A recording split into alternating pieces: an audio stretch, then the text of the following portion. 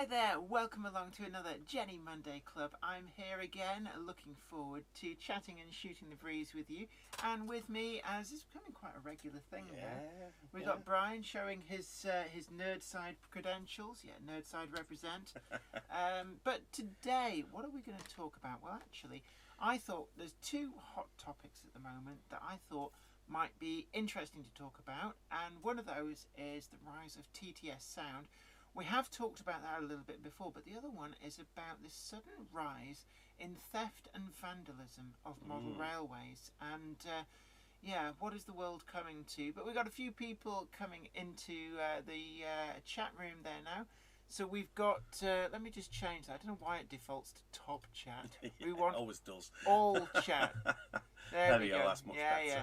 So we've got Diesel and Freight Spotter in Kent. Hi to you. Devance GWR. Hi to you. Welcome back. Adrian Parslow. Hi to you as well.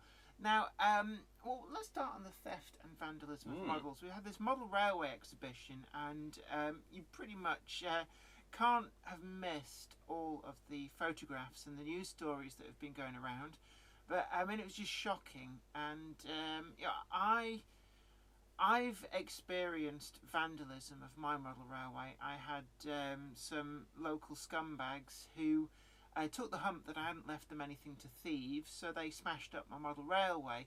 And there just seems to be this mentality amongst scum that they just want to destroy things that other people have put a lot of time and effort into. We're looking at the chat room there. Collins Engage, hi to you. And Gamehammer Classic Gaming, aka Zoe. Hi Nerdlingers, yeah, Nerdside represent. Dirk Vandenberg, hi Jenny. Hi to you. David Traintime, hi. And Tony Britton is in the Monday Club. We've well, going back to this subject, I'm sure you have opinions on I do, because I mean it's not just obviously with the Model Railway exhibition was a really bad one. I know, you're talking about. I'm going to pop in a second. Sorry. Oh right, I left my cardigan here. Thank you. Okay. That's Zoe. Yeah. See you later, Nerdlinger. Bye, Nerdlinger. Okay, Nerdlinger. So yeah, it's not just this Model Railway exhibition. There's always been a little element of it on preserved railways, but it's become a lot worse lately. And I think for me the worst one of recent years is probably going to be the one at Great Central North. Oh yeah, they've smashed up one of the, was it a 108 unit so bad it's going to have to be scrapped? It was a from, I think it was a 106, really mega rare 106. Oh right. Yeah, but there was a lot of other damage, and yeah, it was that was absolutely nightmare. I really felt sorry for them. And the thing is that they were lucky in one respect that a lot of their more high value diesels were away at the time, going to Severn Valley for a diesel gala. I think the problem with the Great Central North is that there's a really bad council estate fairly close by. I hadn't noticed. I mean, I've been on the line a few times, there, but I don't know the area very well. So. When you ride the train out from the Ruddington base, you go past what they call Fort Power Unit, which is there's a couple of power units, and they've actually got barbed wire around them to stop people trying to steal bits off them. Yeah. But that area there apparently is a breeding ground for ne'er-do-wells. But also, actually, just before we came on air, I've just been looking on one of the Facebook groups, and there's a model railway exhibition been going on. I don't have it to hand to name check which exhibition it was, but one of the layouts there, when the operator had their backs turned, has had several locomotives thieved off it, actually at... whilst it's been open. Whilst it's been open. And it does beg the question, what were people around doing? And this always mystifies me. We had a fence panel next, and it's... this is going back a few years now, and it's quite a busy area. There's always people about, and you think, why do people just ignore what are clearly thieves at work? I mean, who? Yeah. A fence panel must have walked off with it through the estate, and it's like the deaf, dumb, blind kid. Nobody saw, heard, or reported anything. Yeah. And that, I think, angered me as much as the theft itself. Yeah. And at this model railway exhibition, the one where some locomotives have been stolen, people must have seen somebody just grabbing these off the layout, and yet they've done nothing. And in my view, people who see this stuff, know what's going on and do nothing, they're nearly as bad as the thieves themselves. Yeah, they are. I mean, it's a very expensive hobby enough as it is, without having to put up with this kind of behaviour from a minority of scumbags, basically. Yeah. But no, I mean, there's, on preserve railways, there's always been that little element of it around in places where you get kids that are bored and what have you. You know yeah, what but I mean? when I was a kid it's... and bored, I didn't go around smashing other people's stuff. I know it's. I bet you didn't. No, I didn't either. But you know, it's one of them things that I don't think we'll ever get rid of completely. But the level that it's gotten to lately is, you know, it's bang out of order. It's almost become an epidemic. Now, is there an element that it's getting more widely reported and gaining a lot of press coverage, or is it that more is happening? I think it's definitely more that's happening, definitely, because on the in the preservation community, you know, you do tend to hear about it every time these things happen, regardless of the news coverage. So. Yeah, and going back to, I remember North Yorkshire Moors, they had a load of the Gresley coaches smashed up.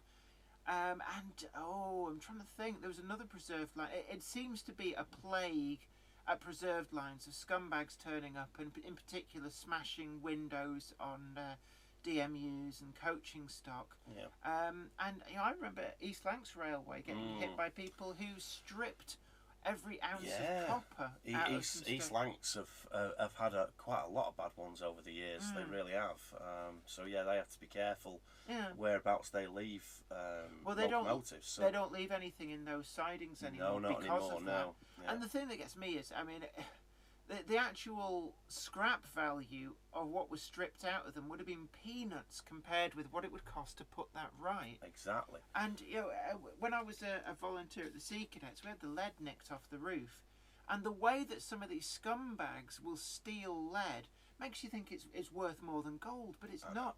We reckoned that the scrap value, they probably only got maybe 25 quid scrap value for the lead that they stripped off the roof, but the damage that they caused was phenomenal. You're talking like thousands of pounds to put right for what was actually 25 quid's worth of lead. And it's just unreal the lengths that these scum will go to steal this. Let's see who else we've got in. Hi to Derek, Ian, Stefan, Transporting South East. Yes. Yeah, good to have you back. I have changed my hair. I've took the clippers to my head. Yeah. It's nice warm weather now, so you know. It's a weird feeling. It's I Brillo can't. pad. Well, no, when you like go that way, it's like a Brillo pad, but it's like really soft and smooth when you go that way. Slightly moist. Juicy. So welcome everybody. It's just come in. Michael _ AFOL. Hello from Australia. I always get a lot of the Aussie contingent in. Welcome along to the Jenny Monday Club. We are desperately trying to get some merchandise sorted out so that people can feel more part of the community. With some coffee mugs is what we've chosen to do. But there's been a little bit of a delay in the designing of those. Well, the designs are done. But it's actually getting them all put up on the site. So there are little coffee cups. Just finding a bit of time lately as well. Yeah. Let's have a look because let's. We've got somebody from New York City. We have indeed. Zed Mark Welcome Anthony. I like transport. Yeah, you're a regular. Hi to you. BR Black Terrier Productions. Hi. Ham Shackleton, another regular. Yeah. Hi to audio is very loud. Yeah. I've been told how to fix this. So if I how are we doing on the audio level there? Has that? I'm conscious actually I've started shouting, but no, now we'll leave that. If we start talking normally, is that better? Melchester Model Railway, evening, Jennifer and Brian. Evening to you. Is it possible to say, volume? Yeah. Hopefully that sorted it. Right, are we That's better. I'm Shackleton. Thank you very much for that. Right, is that too loud? So I've got a mixing desk up here. So let's have a look. What have we got? BR Black Terrier Productions. What is your favourite steam loco? For you, none of them. None of them for me, I'm afraid. For me, I really like the J11. I've got one in Great Central livery. That's quite a nice one. Also, the London, Brighton and South Coast Railway. I think it's the H2 or H1. The one that Bachman did in the full LBSC livery. I do like that as well. What else we got? Yeah, with you it's like it's like white noise. Steve Smith, hi guys, I'm watching while working on my Triang TT layout. Now there is a bit of something retro. Yeah. The Doctor 66. Hi, how are you? Need a King chassis. Can you help? I can't really, actually, to be honest, though. The King has been done through the years. I think Lima did a King many, many moons ago. Then Hornby did their more railroady one. And then they've done the super detail one. Yeah. I don't know whether the Dave Jones one actually ever turned up. There was a rumour that they were doing one in conjunction with Hattons, but there was a bit of a meltdown with the press release on that one. So less said about that, the better. Oh, we have a lack of alcohol tonight. I've just noticed. Yeah. Melchester Model Railway receiving loud and clear. Right, so we've got the sound right, grand. Anyway, anywho, meanwhile, back at the ranch. What is it about society? And I do wonder this, and maybe some of our older viewers, but we're getting on a bit as well. But certainly, did all this sort of thing go on back in the day, or not? I mean, Vandalism's always been a thing. I mean, I can remember as a kid, like bus shelters used to have actual glass in them, and it was a big, big problem. The scum used to smash up the bus stops. Just an idea, possibly. Why not try Pete Spares? Pete Spares does fantastic amount of Hornby spares, and the thing is that if they haven't got anything listed, contact them and ask them, because they do tend to get random boxes full of bits and pieces. So it's possible they actually might have an obscure one just lying around somewhere. So it's always worth a try. It's a bit like when you get parts from a breaker's yard for cars. All the common stuff that's fast moving, very easy to find listings for. But what you tend to find is if you want something a little bit more unusual, if you just contact them, then they may well have that part, but because it's not necessarily a fast seller, they might not go to the effort of advertising it, if you know what I mean. So always worth checking. No affiliation between us, well, certainly none with me. No, I've just heard a lot of of good things about. Yeah, I mean, Pete Spares have been a place that I've used quite a few times, especially for modern image Hornby stuff, because Hornby have gotten really good with the super detail things, but not with the spares. Not with the spares, and quite often with Hornby, you'll open the box and find 2 or 3 little things missing, from like things like the detailing packs and things like that. So so that's where I've got the spares from, and I've always managed to find what I've been looking for. So so where do they get the spares from, or are these just they get them from Hornby themselves? I'm sure they do, because they actually come in Hornby spares packets. So they'll actually effectively they're acting as the middleman for Hornby spares and presumably carrying the stocks that Hornby I doesn't assume want so. to. Yeah. Piccadilly Model Railway by John Warner. Hi to you. Let's have a look. Z Mark Anthony. Been seeing your loft layout videos recently and love them. Oh, thank you very much. Currently working on a shelf layout based on the New York Central West Side lines.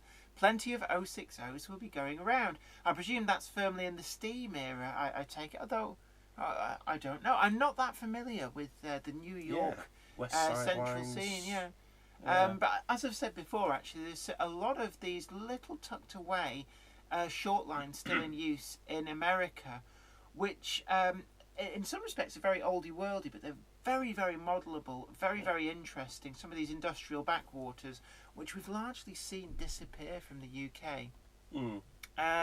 Z Mark Anthony. I've used Peters for loco driving my Hornby James and Gordon. BR Black Terrier Productions.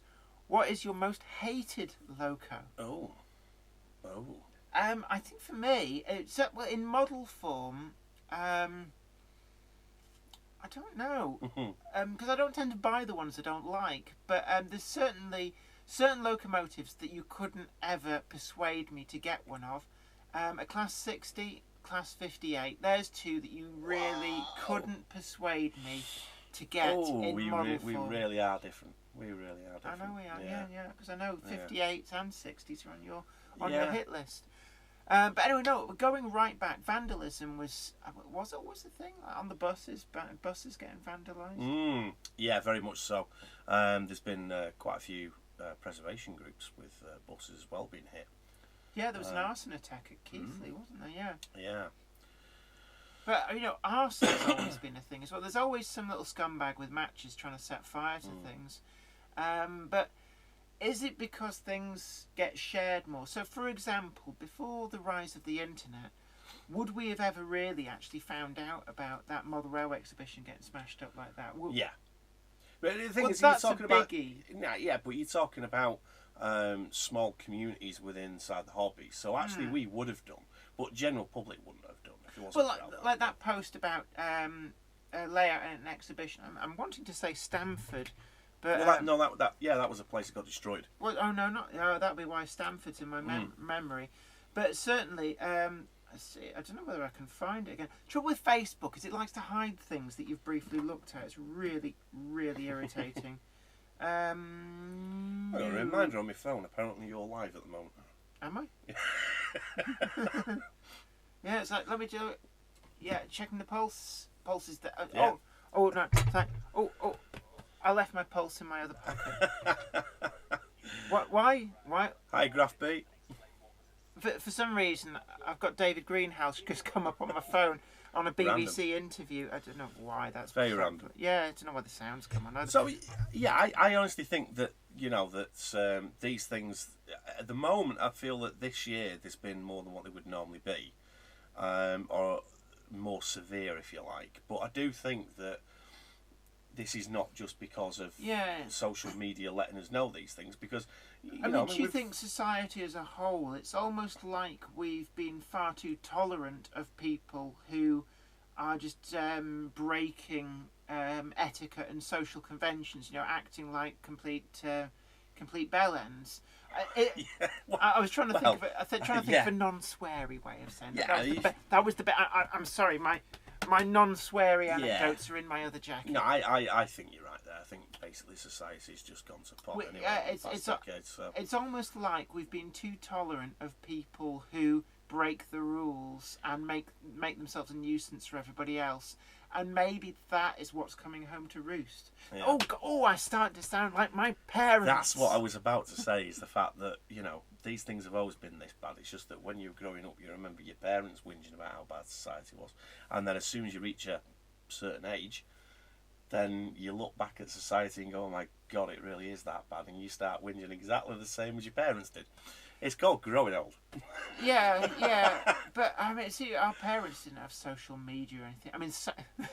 Actually, yeah, it's a good point. The fact that the news about that model rail exhibition reached Australia. Yeah, it's a comment there from Michaels_AFOL. And that did go viral. And there was a lot of people have donated very generously to help replace a lot of this. Some of it was irreplaceable. Yeah. But last I heard, that had passed over £100,000, which is a lot of money. And manufacturers are getting in it as well, and they are also passing on new stock to the exhibitors as well. One of the most tragic things I saw was a scratch-built locomotive, unsure of scale, that had it looked like it had been used as a golf club, and to see something like that somebody has put so much time and effort into, no amount of money really replaces something like that. And it was completely smashed up. And you look at that and you think, things are a labour of love to these people. But you think, what kind of a moron thinks that, like, oh, we're just having a laugh? No, you're not. Having a laugh is getting a baseball bat with barbed wire around it and giving these scum a quick once over behind the bike sheds. No, not that we're encouraging that kind of thing. No. For legal reasons, we don't encourage that. If there's anybody who can see you, and of course. And I'm Shackleton. I completely agree. Of course, parents are told they're not allowed to punish the kids in certain ways.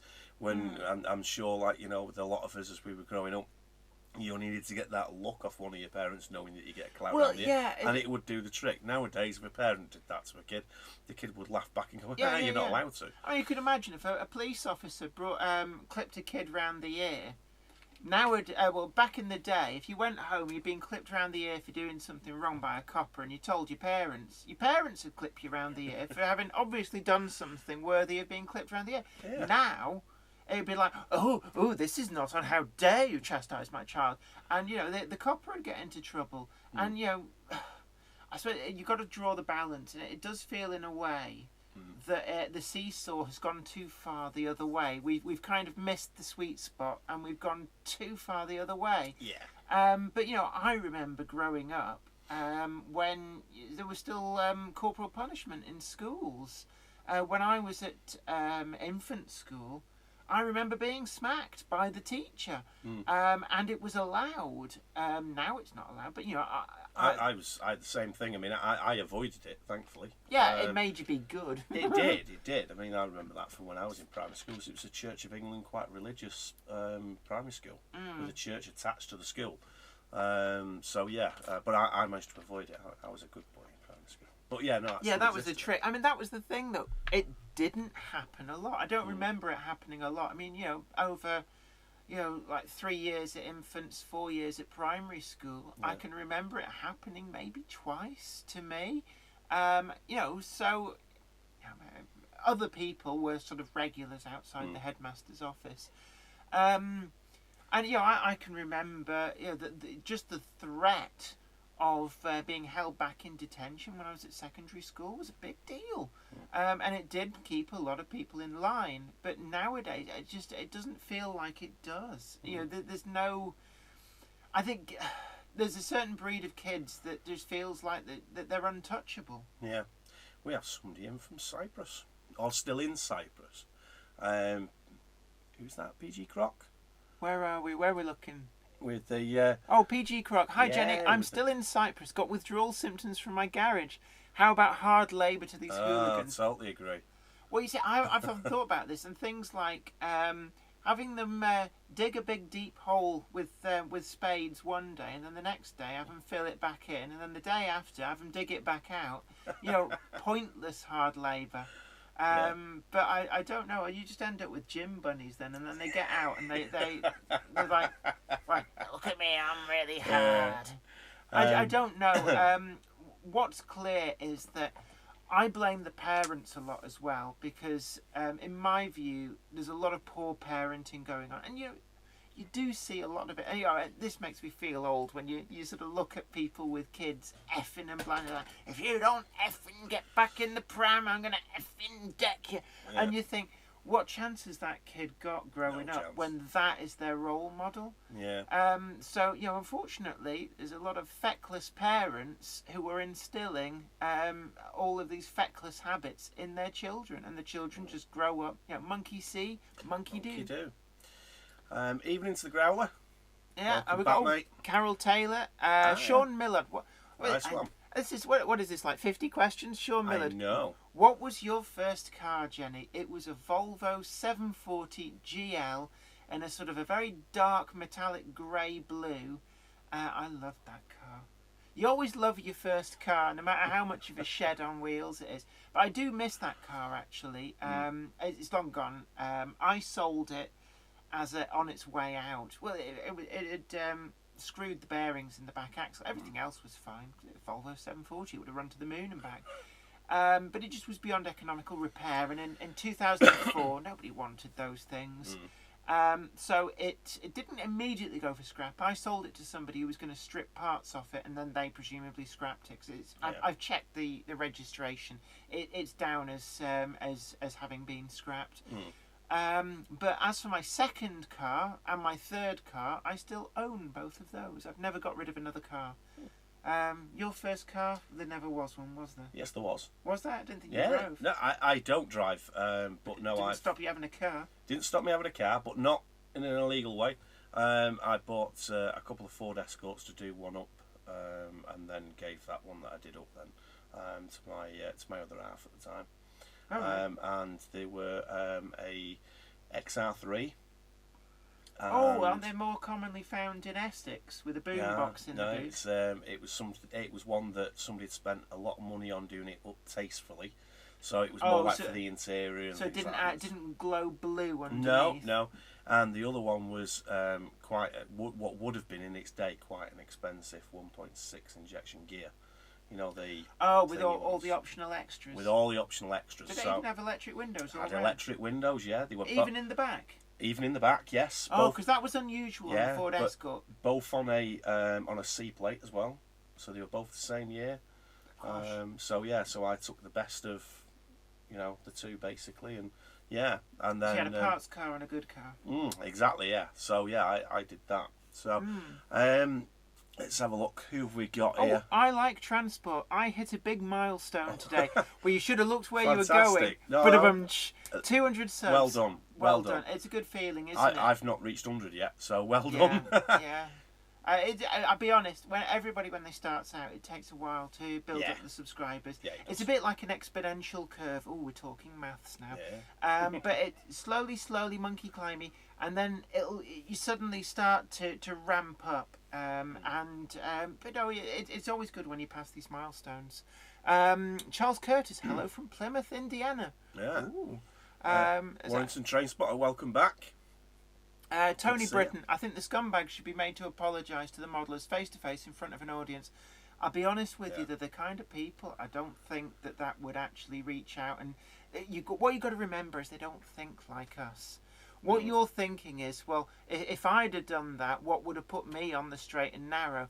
But that doesn't work for these people because they're not like us. We wouldn't go and smash up somebody's model railway exhibition for a laugh. We just wouldn't do that. So you can't think about what would put you on the straight and narrow. It does nothing. Believe me, it does nothing to these kids. What else we got? Lil Goth. Spend money on tastefully? You mean there are ways other than covering your car in super glue and driving through Halfords? Oh my word! I recognise the name Lil Goth as well. Lil Goth. Yeah. Oh, I used to be a goth back in the day. Can you imagine me with a black eyeliner and loads of velvet and Victoriana patchwork skirts as well? I used to love patchwork skirts. So like hippie goth. Lynette. Right. Okay. Yeah. School of pupils with behavioural difficulties.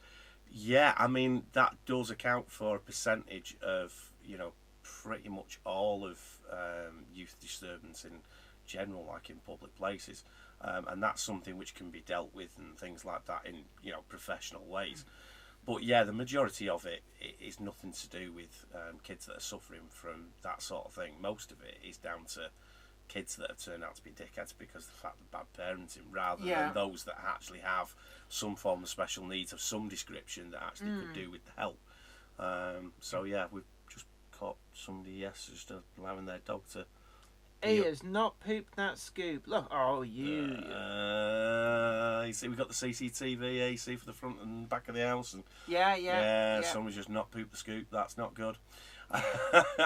Again, it's sometimes the little things like that, antisocial behaviour, and you think, it's not a big deal. Yeah. But it's. I remember reading about the broken window theory of policing. That actually, if you come down hard on the little things, then the big things never get around to happening. And apparently, it works.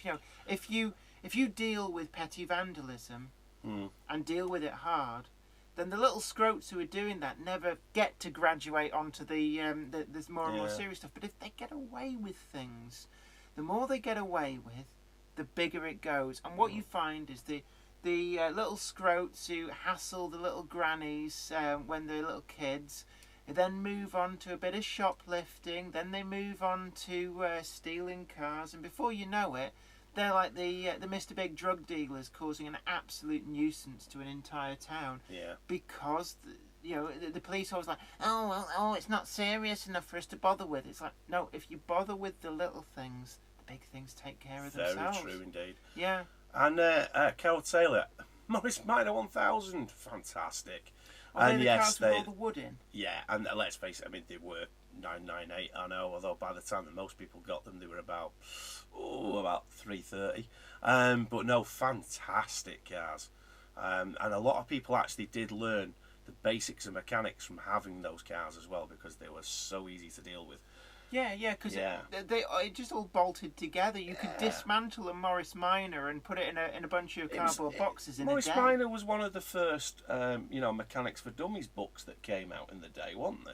They were a very simple car, and the idea was a cheap, simple car that anybody could do their own maintenance with. It was cheap to run as well. BR Black Terrier Productions. I reached 20 subs today. Well done. Well done. Yeah. It takes a while. Small steps. Mine's still a new channel myself, and I think mine's only at about 86, something like that. So yeah, it takes a while. Stick at it. Yeah.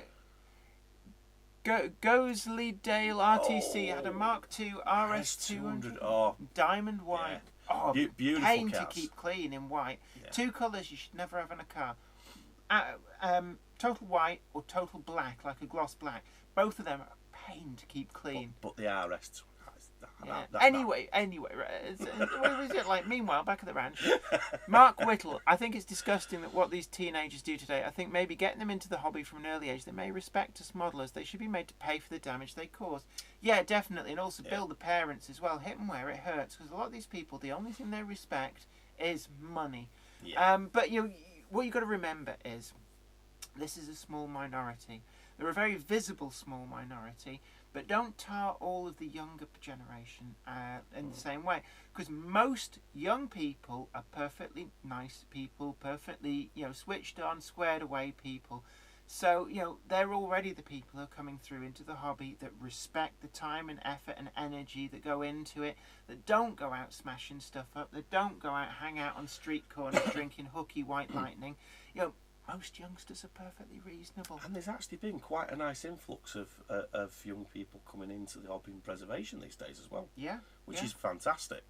I mean, there's been quite a gap for a long time, and past couple of years, there's been more and more youngsters coming through. And I think that's good. And actually, I mean, another area as well, which I know a bit about of, is that it's almost like people.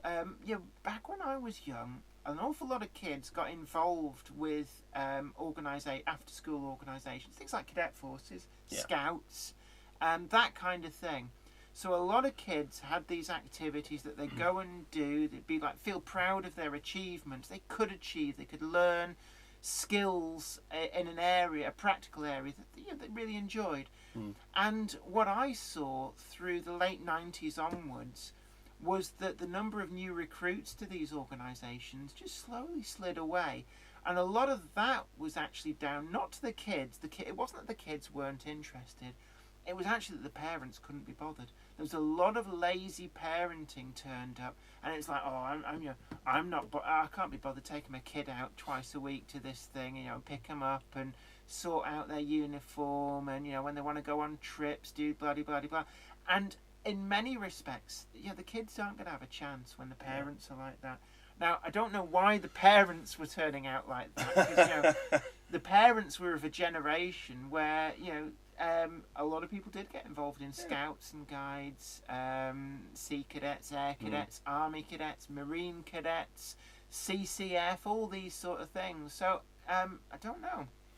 Good evening to Sarah BWS. Is that Bolton Wanderers Football Club?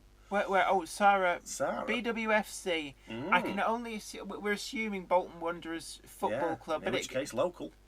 Or it could just be like, I don't know, Bridlington Women's Fencing Club. It could very well be. We don't know. Carol Taylor, Rod Stewart gave 10 grand. Now donations got up to 29 grand. Oh, you're a bit behind the times. I think it's past 100,000. Yeah, it has now. Yeah. Ham Shackleton, these kids that smashed up the exhibition, unanswered questions. Who gave them the bottle of vodka? How did they get into the closed room in the early hours? Where was the security? Well, it was all locked up. They broke in. Yeah, there was an issue. Stolen. Yeah, there was an issue over the security. Were they supposed to have on-site security, or were they just relying on the alarm? One side said there was supposed to be security, another side said that there was never meant to be. They've not actually answered that properly yet, so we don't know. Although, I mean, talking about on-site security, I remember going back, and this would be about 92. I remember doing an exhibition with my father, and we actually stayed over, bivouacked down behind our layout on camp beds, because we were too cheap to stay in a hotel. And we just thought, we don't bother, we just like camp it. So we had a little camping gas stove, and we were grand for one overnight. We saw it as like a great adventure. But we actually stopped. There was some kids tried to break in and steal stuff, but because we were there sleeping in the hall, we were like, "Oi, what do you think you're doing?" I think they were at the point where they were trying to bash in the door, so we just went into, because it was a fire door. It was on our side. It was just push a bar. So I think my dad just like pushed the bar down and smacked the door in their face and went, "Oi, what do you think you're doing? Hop it!" And they didn't expect anybody to be there. They ran off. So it's not necessarily a new thing. And I think sometimes social media highlights a lot of the more petty thefts. And I know we've had this big vandalism, and that is something that we would have all heard about anyway. It would have been a big deal. But the one I was telling you about with some locomotives being stolen at an exhibition off a layout when the exhibition was open. Stuff like that, I'm not sure that we would have ever heard about without social media. So maybe there is an element that we're hearing more that isn't necessarily new stuff. It's just that it's like this sort of background noise that's always gone on. But I think there is definitely this attitude problem amongst a hardcore, small minority element of society. And it seems to have been driven, at least in part, by poor parenting. I mean, you don't need any qualifications to be a parent. You know, at the end of the day, it's remarkably easy to make kids. Let's have a look. NESR, hi all, I have CCTV cameras at my house and the stuff I catch the kids doing, I'm talking about 10-year-olds. Yeah, us too. We've got CCTV here. In fact, speak of the devil, what are this? 1, 2, 3, 4, 5, 6 of them. I recognise that little scumbag as well. Yeah. There we are. Oh, Throwing stuff at the council centre. Oh, what's he picked up? There. Yeah. Even as we speak, a group of 5 little scummy youths throwing... At least they kept walking that way. It's one less thing to deal with this evening. Because obviously we can't hear the sound. I'm going to go and just check they're not actually chucking a brick through the window of the council building. Probably best just to check. Yeah. So the security here is actually quite impressive. Actually, what Jenny and Zoe have done. So the cameras here, you can see every corner of outside. So it's rather strange as well when you see like the things that people just do randomly when they're passing drunk at night time as well. Sometimes it's worth a watch. It's better than the local soaps. And it's not that it's it doesn't look like it was bricks. It looks like they're like chunks of foam or something. But even so, it's like, come on, guys. But what was I talking about? Oh yeah, the stuff that we catch on the cameras. It's great because we capture. There's like a little T junction as well. So the number of poor drivers who swing round there, don't bother looking, don't bother indicating. So we get lots of minor fender benders.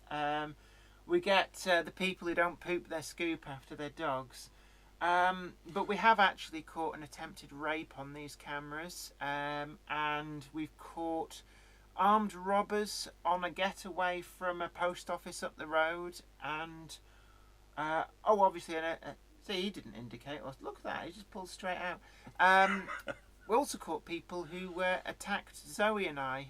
We had video evidence from this, which was used in court. But, you know, I don't want you to think that it's a bad area. It's not. Anywhere, if you put up CCTV cameras and reviewed the footage, I think you'd be shocked what people do in public areas when they just assume nobody's looking. I mean, the number of people you see picking their nose and eating it, I mean, that's disgusting. But, you know what I mean? We also caught burglars who broke into the house 2 doors down, casing the joint, and we were able to give that footage to the police. So, in terms of peace of mind, it does give you a lot of peace of mind, because what we find is that you'll hear like a bang at night and you'll be like, what's that? And before, you'd be like, panic, somebody's trying to break in. And then you go and look on the cameras, because you've got an app, you put it up on your iPhone, and you sat in bed, and it's like, no, it's just a cat slipped on the conservatory roof and fell off, that's all it is. So it gives you a lot of reassurance as well. Right, let's have a look. What else have we got? Yeah, Ian Haynes, my security is my sword, but my friend the Red Weasel has a shotgun and rifle. Yeah, I've got a rifle. I like to show it to people because it never hurts to have an extra set of prints on the gun. Ham Shackleton, perhaps those 5 are chucking the dog poo about. With their bare hands? No, I don't think even Scroty Scum would stoop that low. Kevin Pugh, are you going to showcase? What, showcase what? Showcase what? No, he's going to have to answer that now, isn't he? Yeah. Yeah. We're waiting. Linnet 12DD. In this health and safety environment, the things scouts and cadets used to do are too expensive because of insurance and paperwork. Very true. Yeah, unfortunately, it's become very litigious. Did I say litigious? Litigious. I think that's a new one on me. People who litigate, like I'll sue you. Litigious. Litigious. I'm going to put it.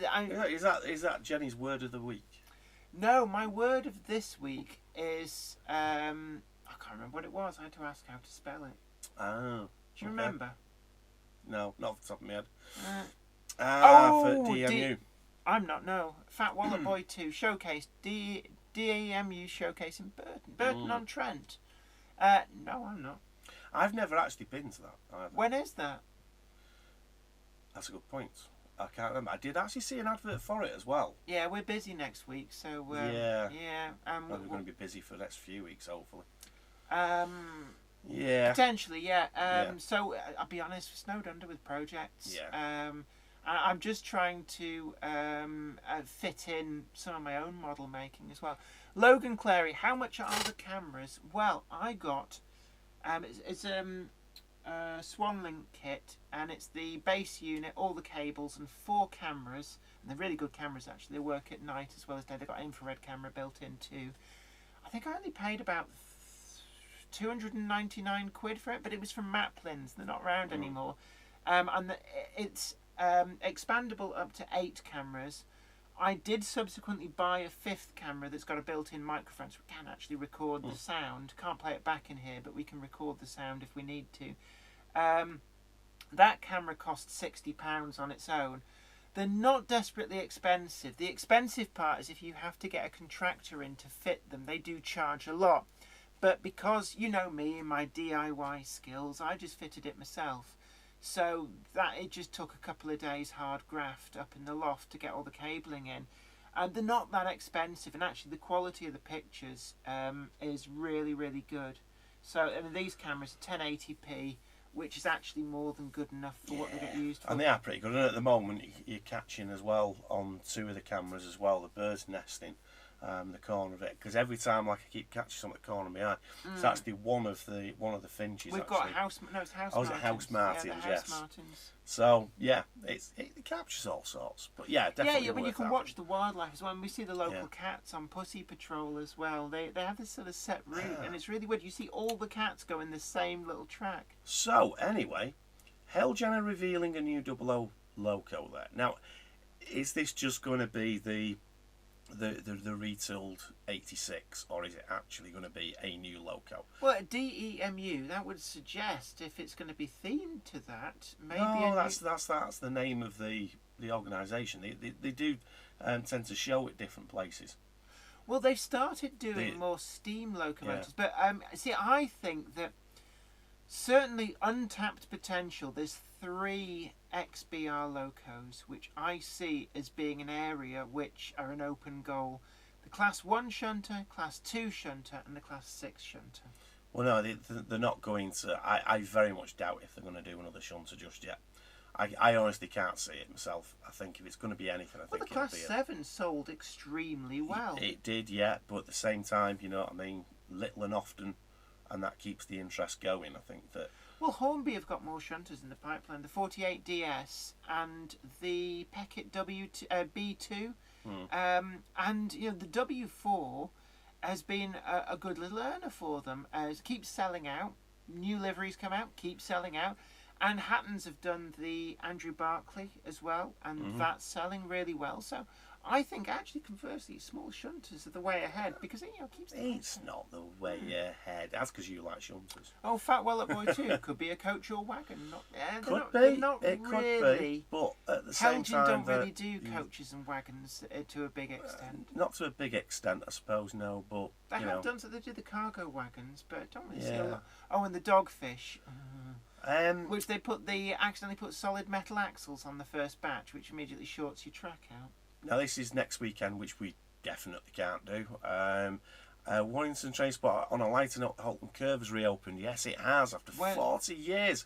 Well, it did actually. It was actually open not that long ago for a Sunday only one-way service. It was a parliamentary service to keep it route learning. It was, yeah. But actually as a full service, well, I say full service, I'm not entirely sure what the service actually is. But yeah, I'd be really interested to travel over that, because I missed out on it on 2 rail tours. and I never did the parliamentary service. So yeah, I would like to go and do that myself. Well, I thought it was latter that it was kept for freight. So what was the freight that used to use it? Because I thought the freight, it was still being used for freight up until maybe 10 years ago. Yeah, there was. It was something that was tripped down from Merseyside to D-side. It could very well have been logs. What, to Shot and Paper Mill? It could have been, yeah. Could have been. Or wood chip from abroad, perhaps? Kevin Pugh, Class 89. I would hope so, but I very much doubt it. Yeah, that's your thing. That's one thing I really want it to be. But I really couldn't care less about an 89. I'm sorry, but at Berkeley University, they have a tunneling electron microscope that can see down to the infinitesimally small. You can see the components of the atom. Imagine that. And if I were using that, I still could not locate my interest in the Class 89. You wouldn't think that I was the older of the two of us, would you? Because my interest is modern image, yours is ancient and falling apart. What do you mean ancient and falling apart? My electrics work, I should say extinct. My point works, mate. It's not falling apart. Oh, my point works fine. I just can't be bothered to motorise them. That's a big gripe, because obviously... That's a big newbie mistake. First layout, you always think you can get away without the complicated electrics, but it's not my first layout. Oh. First layout in a long time. In a long time, granted. But, I mean, I have wired them up previously on other smaller layouts as well. I have to say, actually, talking about wiring up points... One of the Pico products that I've recently road tested and actually quite impressed by, a little bit expensive, but the wiring looms for the PL10, PL10E point motors actually make it a lot easier to wire up your points without even needing a soldering iron, because you can use them just like plug onto the tabs, and they've got like a push fit, and then use chock blocks, which again Pico have in their range, but just bear in mind, cheaper to buy from somebody like RS Components, and it makes it a lot easier. And in some respects, if you're a seasoned modeler, you look at a lot of the Pico range and go, you're ripping us off. But for the convenience and making the ease of doing things accessible, they actually do a great service.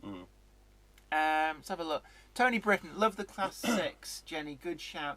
Yeah, I think it's long overdue. We had that atrocious Hornby model, and the Class 6s were very long lasting. They lasted into the early 80s, didn't they? Well, they had their own little niche market there, didn't they? Really, in Scotland. Well, they weren't really kind of. Well, it ticks all the boxes. You think long lasting, multiple liveries, and preserved example.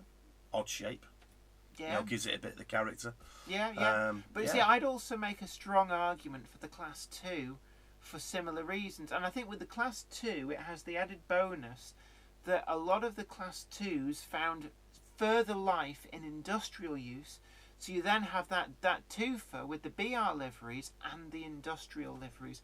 So I would say that financially, I think the Class 2 is a slightly better option. Plus, you don't have the overshadowing of people going, oh, there's already been a model of it. Yeah, rubbish model. But yeah, I think Class 2. Yeah, looking back on different things that have been made before that, really do need a complete refit kind of thing that Heljan could pick up on.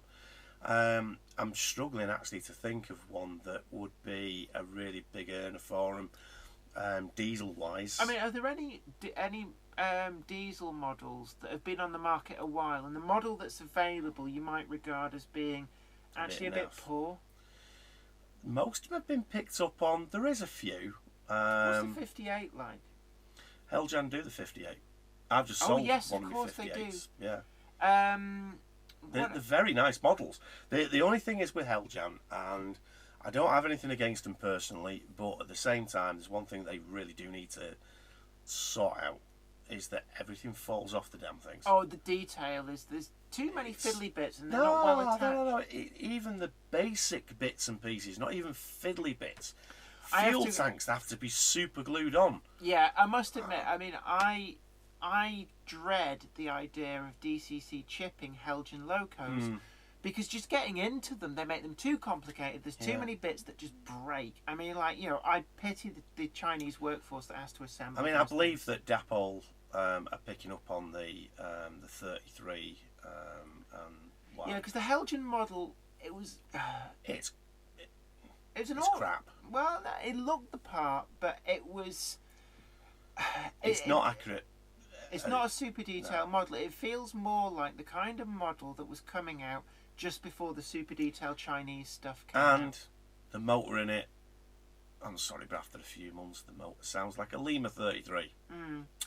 Yeah, I'm just working in my head through. I mean, there's still some electrics, but the trouble with the electrics is that we had the 86, and then Bachmann, in a great fanfare, tipped their toe in the water with the 85, and I don't believe the sales for the 85 were actually startling.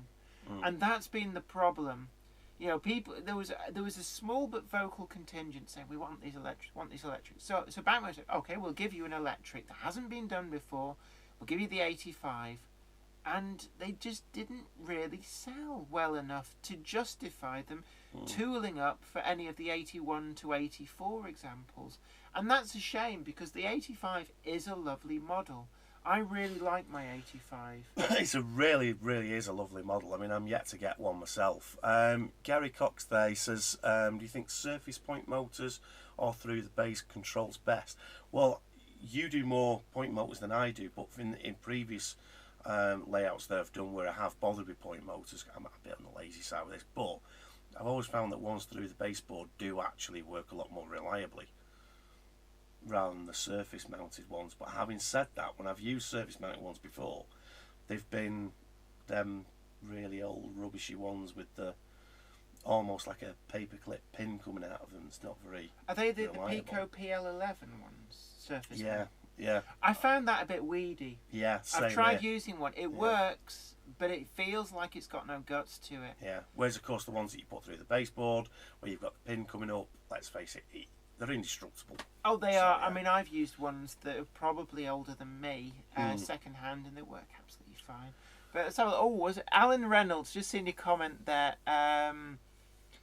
Just before it scrolls on the top. Hi, Jenny and Brian. Again in loft building layout. Again up to my eyes in J cloths and PVA glue. Enjoy your vids and streams. Regards. Your influence is spreading. FH12. Well, actually, it wasn't my idea. I can't take credit for the J cloths and PVA. It was somebody here on the Monday Club suggested it. So do mention yourself if you were the person. But it was actually a really good idea, because it's effectively papier-mâché, but with a much greater strength. So, who we got here? Somebody's ringing in. Yeah, won't be a second. I can't talk right now. I'm live on the internet. Live on the internet. James Pets. Postcode, Under baseboard. which is something you can't give out live on the internet. No, it isn't. I shall, yes. Do you I know shall what type it is? it to you. Give me a second. Do you know what it All is? right. Yeah, if I gave you my postcode, you'd all know where I live, loosely. It's, let's have a look. Oh! They just stand in the poo. Oh! So CCTV also captures people stepping in the poo that the previous person didn't poop scoop. Let's have a look. Devon's GWR, they're just a fire hazard. Is that it? Yeah, that's the one. That's really? Yeah. Wow. Well, just fire hazards. I wouldn't say... Well, come on. There's more on a model railway. There's a fire hazard other than J-cloths. I mean, let's face it, your baseboards are made of wood. They'll burn quite well. Right number? Yes. Yeah, I thought so. Yeah. Lil Goth, if you gave us the postcode, we would all be outside your house asking for a layout tour. Well, just to go back, because I missed one. It was Fat Wallet Boy. The Batman 90, I've not seen one up close and personal yet, but I have a massive gripe with it. There are loads of really, really fantastic bits on the Batman 90. It looks superb. However, the chip. Okay, they got the servo in the pantograph, Other chips will work apparently if you mess about with the CV settings, which you should not have to do with any chip strap They will box actually anyway. pop the pantograph up. No, that's just the thing. If you want that working, then you have to have their own chip, which costs £40, and it's not a sound one. Yeah. Then that's just simply just for the servo. You cannot have sound and the servo Don't bang that because at it the same echoes time. through the thing. At the same time, as yet, and I think Batman have shot themselves in the foot, and they need to sort it out ASAP. And I am not buying a Class 90 off them until they do. Because I really want the Intercity, or I want Financial Times 90005, but I'm not buying it until that's been sorted. See, I'll be honest with you, that 90 in Intercity livery, I could be tempted by getting one of them. It's really nice. How much does it go for? I think it's normal Batman price, about 140. 200 quid. No, it's about 140, I think. See, I could be tempted by that. I'm not fussed by the popping up pantograph. I just put an ordinary chip in it. I'm not proud. So yes, I almost missed that Alan comment. Reynolds. Yes, it was me. J-Cloth. Yeah, that was a good tip. Thanks for that. And I hope you don't mind that I shared that on my loft layout videos. But it's a really good tip. And it's cheap and easy, and you don't have to mess about with newspaper. And the thing about newspaper is, when it gets wet, it can sometimes start to smell a bit. I think it's just cheap paper, and it has this weird musty smell. Yeah. So J-Cloth's winner every time. Yeah. Ham Shackleton, I hope Jenny doesn't live loosely. Loosely? I could be taken the wrong way. It could be, yeah. Yeah. No comment. Yeah, but Doven's GWI, again, to go back to that, yeah, J-Cloth, I wouldn't worry about that. Let's face it, if you're using Jab Light is flame retardant, but it's not flame resistant. No. You can set it on fire. Yeah. It will burn. There's a lot of paper products. All your super quick buildings and your Metcalf stuff, they will burn. So I really, a few J-Cloths, I wouldn't worry. I mean, your plastic sleeper bases on your Pico track will burn like I'm intrigued, right? Obviously, Helljan do the bull cars. You know, the parcel vans, the 128s. Oh, yeah. Helljan 2-car DMUs, what do they make? Nothing. I They did the Wagon and Maschinau rail bus. But they haven't actually made an actual proper multiple unit, really, have they? As far as I can think, they've done the 128 and the Wagon and Maschinau. A lot of people have been mentioning this 175, which is, I actually would actually get a 175. I think I'm coming round to the idea of it. That you wouldn't touch one in a million years. It's like super modern karate things, total rubbish in real life, but they actually look quite nice. I'm just wondering, maybe, possibly Helljan getting into that market. Maybe. Less detail to fall off on a DMU, really. Oh, they'll manage to find detail to fall off. Yeah, but all the bits and pieces on the underneath of the carriage is quite easy. Just super glue that rubbish in, because you don't need to take it off for any purpose whatsoever once you fit the sound chip. So, and then the rest of it is quite flush. That's the whole point of a modern unit being aerodynamic. Yeah. So, James Petts, the real fire hazard on model railways are bad wiring, not J-Cloth. How many volts are you running through your wires? No, I mean, it's all low voltage. I know, but I mean, I've heard quite a few times in the past of people actually catching fire, setting fire to their model railway room through really bad wiring. Well, what the hell do they do with it? Probably using my kind of techniques and soldering, probably. No. That's why I get somebody else to do all my wiring.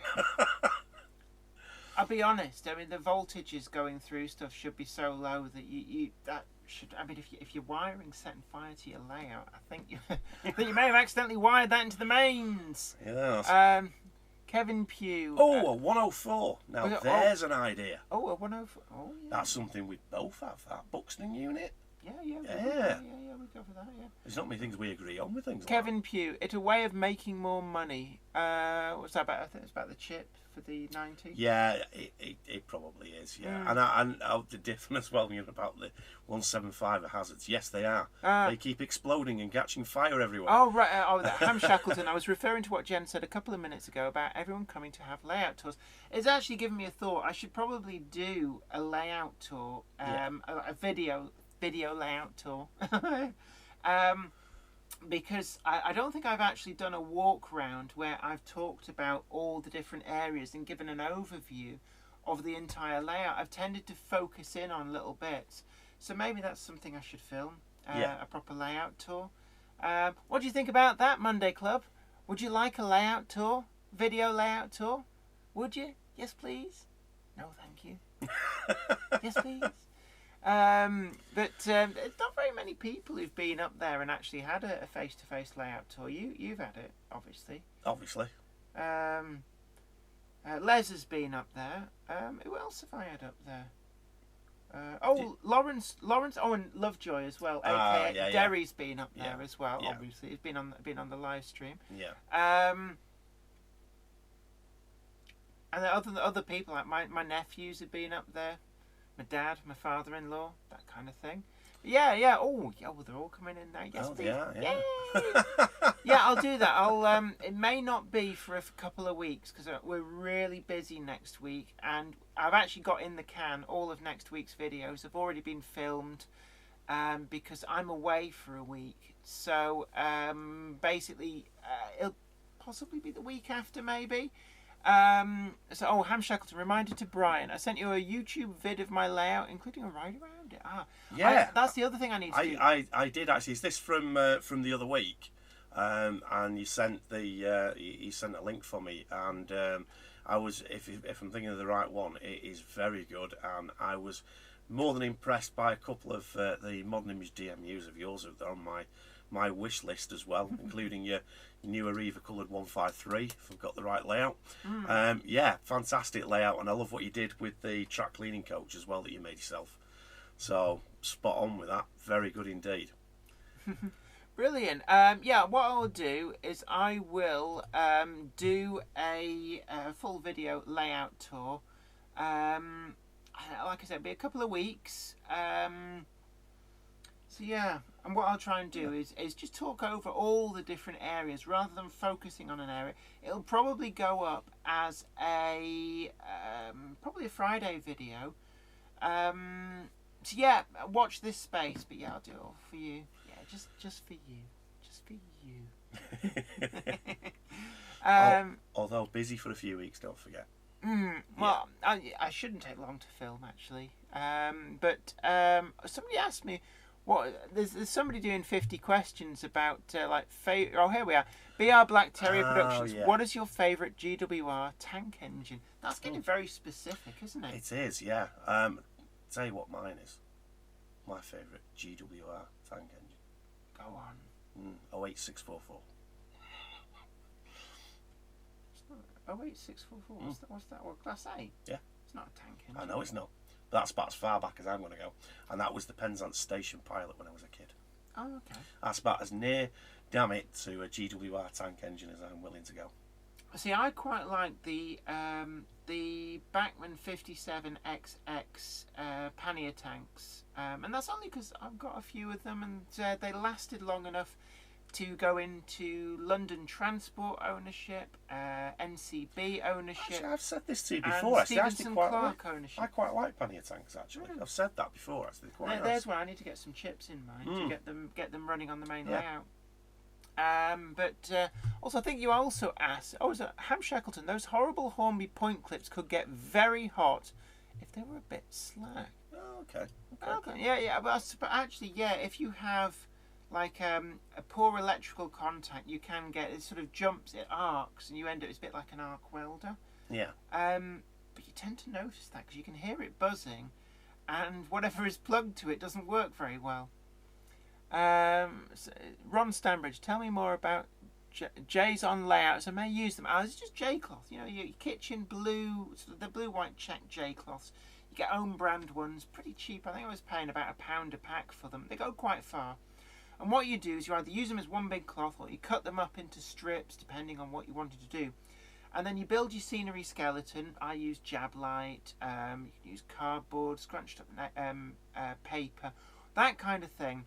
But then I don't use the PVA neat. I tend to mix a bit of water in just to water it down ever so slightly, not too much. And then you dip the J cloth in, swoosh it around, get that J cloth sodden in the PVA. And then you stretch that out just like you do with either a plastic bandage or a papier-mâché over your scenery, and that becomes your top layer. And when it dries hard. But because the J cloth has this sort of cross ply in it, so obviously when you clean in your kitchen, it doesn't just fall apart like wet newspaper would. It has a lot more inherent strength. Felia Olan, bye. Yeah, sorry, I didn't get around to saying hello, actually. If you've already gone, well, it makes much difference. If we miss comments, usually it's because comments come in so quick and we guess through a bit. They really do. It's very difficult to... We do try and answer everybody's questions, but they do come in fast and furious. Oh, that's definitely one for you, that is. What's it? Morrison Central. What's the most modern loco you own? Have you ever thought of getting more modern image locos in stock? This is where I keep my gob shut because all of mine is. Yeah. I guess the most modern livery of any locomotive that I've got is probably Ethel 3 in Intercity livery. Ooh, maybe Dick Hardy, to be honest. Departmental grey. That comes a little bit. Yeah, Dick Hardy, 09, is it 09012? 012, yeah, we've both got the same model, yeah. Yeah, which shortly should be sound fitted because, again, one of the other topics we're supposed to be talking about, meanwhile, back at the ranch, sound fitting. The TTS chips, the Class 8 and the Class 50 sound chips are out. Mm-hmm. I'm still waiting on Tim at Arcadia to ring me to tell me they're all in stock. So, Tim, please, have you got your stock yet? I can't believe that you haven't taken delivery of them. On my channel, you'll find I already have the sound chip fitted to my 09. You fitted it when you were here. I fitted it here and tested it here and filmed it here. Yeah. So I've beaten you to that one. So if you want to know what they sound like, just go to my channel. Yeah. But also, if you have a comment, and this always sounds like shameful, like money. It's not, but the super chat option does actually prioritise comments, so I think it sort of like stays up and it makes it a different colour so that we do read them out. Yeah. I'm not fishing for that. I'm just saying that it is there. Oh, you're right. But Ham Shackleton, TTS chips, great in diesels, but don't work right for steam outline because you cannot match the sound with the motion. I have to say, I'm coming to that conclusion. They're a great budget thing, but like you say, they work really, really well in the diesels. I've got quite a lot of steam locos fitted with them, and they're good. How did that guy say it? It's good, but it's not right. So it's trade-off, cost versus effectiveness. I know that. You could pay 3 times the price and get something that's perfect, but you're paying 3 times the price. Yeah, I mean, I know that. I'm a bit of a cynic when it comes to steam stuff. I know, but I think that some sound chips with steam works really well, but I don't think that. The Princess Coronation one. I have to actually. Yeah. The Princess Coronation TTS chip. I've got 2 of those. I fitted both of my Princess Coronations with a TTS sound, and actually they sound really, really good. I do like those. Mm. Ron Stanbridge, the 08 TTS sound needs a better speaker as it is so quiet. Yeah, I agree with that one, but at the same time, space. There's no space to do it, and I think that I'm going to mess about with the CV levels and whack the volume up as much as I can without it distorting. I think that's probably going to be the only way to deal with that. The other ways, of course, is trying to find ways of hacking away on the inside, but you really don't want to be going to that sort of extent. Right. Warrington Train Spotter 2778. What is the best track to use when doing a garden layout? Right. Pico track. If you use the sleeper-based Pico track, so like the SL100 for the Code 100 stuff, and the streamline points that go with them, the base is a UV stable, and the track being nickel silver won't rust or anything. So perfectly good to use the Pico Flexi, same as you'd use in your layout inside. What I will warn you about is don't use the Biblock track, the concrete sleeper track, or the steel sleeper track, because I know certainly the concrete sleeper track, but I'm guessing the others. Those plastic bases are not UV stable and will crumble, to dust over a remarkably short length of time in UV light. So best to stick to the Pico sleeper base stuff. What are you looking at? You keep looking over here. I'm looking out for Marcia arriving. She didn't drive that fast. No, I know. Yeah, but there was a couple of. James Hardy. Sadly, vandalism on heritage railways seems to be getting worse. We were talking a lot about that at the beginning of the live chat, and unfortunately it is. And I think it's not just.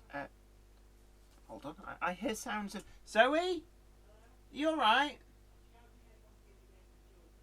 Okay. She was shouting at a computer game for children. She's downstairs probably playing something like Piglet's Big Score or Strawberry Shortcake or something. Actually, I'm looking actually to see where the gap is. If there's, oh, look up there.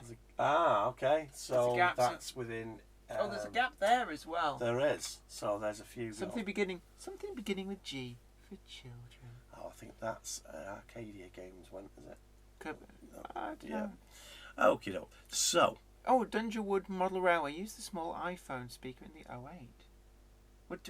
You have to pair them up. You can't use, unless you use a resistor. There's no room to put both, I don't think. Unless you've already done it and you know different. Sorry? Super Lucky's Tale she's playing. Super Lucky's Tale. Super Lucky's Tale. For the one person who is actually interested in what Zoe's playing. Which ain't me. The games wall. That's a little bit difficult because the camera's on the monitor. Can we get a look at the games wall? Is it... Actually, the best thing to do, if you go to her channel, she does game... game... There we go. Game Hammer Classic Gaming. It's called Super Lucky for the Xbox One. Right. That channel there that's just come up, Game Hammer Classic Gaming, that channel is Zoe's channel, and she does do a full games room tour of this room with all of the games in. So if you go and have a look through there. And Zoe, somebody was asking about, do you have a video with a full games room tour that shows people what this room actually looks like? Because obviously we can't just pick up this Mac and wave it around to get the pictures. Oh yes, somebody did that. Sorry. The comments are scrolling off the top too quick here. Somebody did ask about when Red Star parcels turned up. Oh, when they arrived. When would they be good from? Somebody, Edward C. Tucker said. I would say they were probably. Or 80s? I'd say they'd probably be good from about 1976, maybe. I know that it was still on the go in the early 90s. It was indeed. Actually, I did my my work experience from high school at Warrington Bankie train station, and the old Red Star postal office was still open then when I did that back in 92. Well, I know that I don't think it's shut for at least another year or so.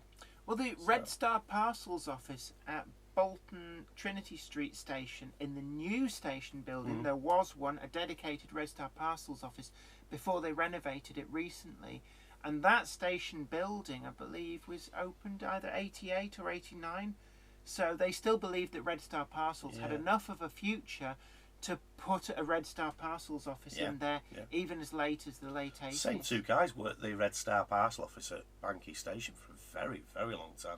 How did it work? You just go in there like a post office. So I've got this parcel and it needs to go to... Exactly the same, yeah. And then what they used to do is they used to basically ship it to the nearest station, and then Royal Mail would come and collect it from that nearest station's, you know. So was it basically just too expensive? They couldn't compete with just posting it? Pretty much. I mean, basically the idea of it being is that you only needed to have a manned station where it was going to. It didn't need to be one with a Red Star office, it just needed to be a manned station. Right. And then Royal Mail would then collect the parcel at the other end to get on with the delivery. Well, I thought some of it was simply a case of that you just told the person that you posted it and they just went and collected it from the Red Star parcel They office. could do that as well, yes, which would then keep the cost down even more. So yeah, that was a way of doing it. But you could only do that in the later years. You could only do that if it ended up at another Red Star parcel office rather than at any one of the stations. Whereas in the early years it was different. It could be any station. Actually, James Petts, I will be having a Red Star Parcels office on the 1989 layout that I'm building now. Yeah, perfect. Like I said, Bolton Trinity Street Station had a new office built in about 88, 89, so it was definitely still on the go then. Graph B, it was started experimentally in 1963. As early as that, I don't think it was called Red Star Parcels at the start, though, was it? Because a lot of the Parcels vans, things like Tartanaro from about that period. Yeah. Dungerwood, you've actually got 2 small sugar cubes in your 08. Oh, really? Okay, so how did you manage to fit them in there? I'm going to interrogate you now because. Did you have to cut anything away, or is one of them in the cab? That's the other way. I can't remember if I think this 09012, this Dick Hardy one, I think is an earlier one anyway, isn't it? It is, So yes. there might be a bit more room in the newer ones, I'm not sure. Actually, that's an interesting point because I haven't opened it. I've got Lara Diesel Depot. That's definitely a new one. Which is definitely a new Yeah. one. I think it's still in the current catalogue. Yeah. I haven't opened it up to check whether the internals are different. Yeah, instead of put it in Right. the cab. That's what I was thinking of. BR Black Terrier Productions. Right now, I'm building a small GWR layout. Oh, Steve Flint would love you. He likes his GWR branch line termini. But no, actually, there's a reason that GWR branch line termini are actually very popular in model form because they tick all the boxes for people wanting a little terminus station with a lot of operational interest. So yeah, great thing to build. And we're a fan of Steve Flint, aren't we? We're what, sorry? We're a fan of Steve Flint as well, aren't we? He seems all Yeah, right. it was Great Western Rivet Counting. It's Yeah. Yeah. Might give him a box of rivets for Christmas. There you go, I'll keep you busy, count them. Gary Cox, I have fitted the standard TTS in Lara Depot 08. Did you have any issues getting the lid back on? Because that's one that I need to do. And I know you, when you put it in Dick Harding, you've had trouble getting the lid back on. Yeah, I have, yeah. I mean, it's obviously been an earlier one. There's not quite as much room as what there is in the newer ones then, obviously. But, yeah, I did have a few issues. I need to revisit that and try and put it back on again. I think you just got to be really, really particular with where the wires go. It's so difficult, though, to do, though. Balancing the wires right without them coming down the sides and what have you. See, the other one as well I've got, which I'm hoping might be geared up for TTS, is I've got, is it Piccadilly? The Intercity liveried. Well, that really is an earlier one, isn't it? Is it? Yeah, I think it is the Piccadilly one. It's not that early. No, I'm not sure it's that early. But it's not new moulding, though, is it? And I've got a BR green one, and I don't know when that's from either. Well, I'll have to open them all. They always bring out a BR green one, though, don't they? So I suppose you won't know. It's bread and butter for them. Yeah, exactly, yeah. I mean... You had to adjust the internal plastic on the Lara one.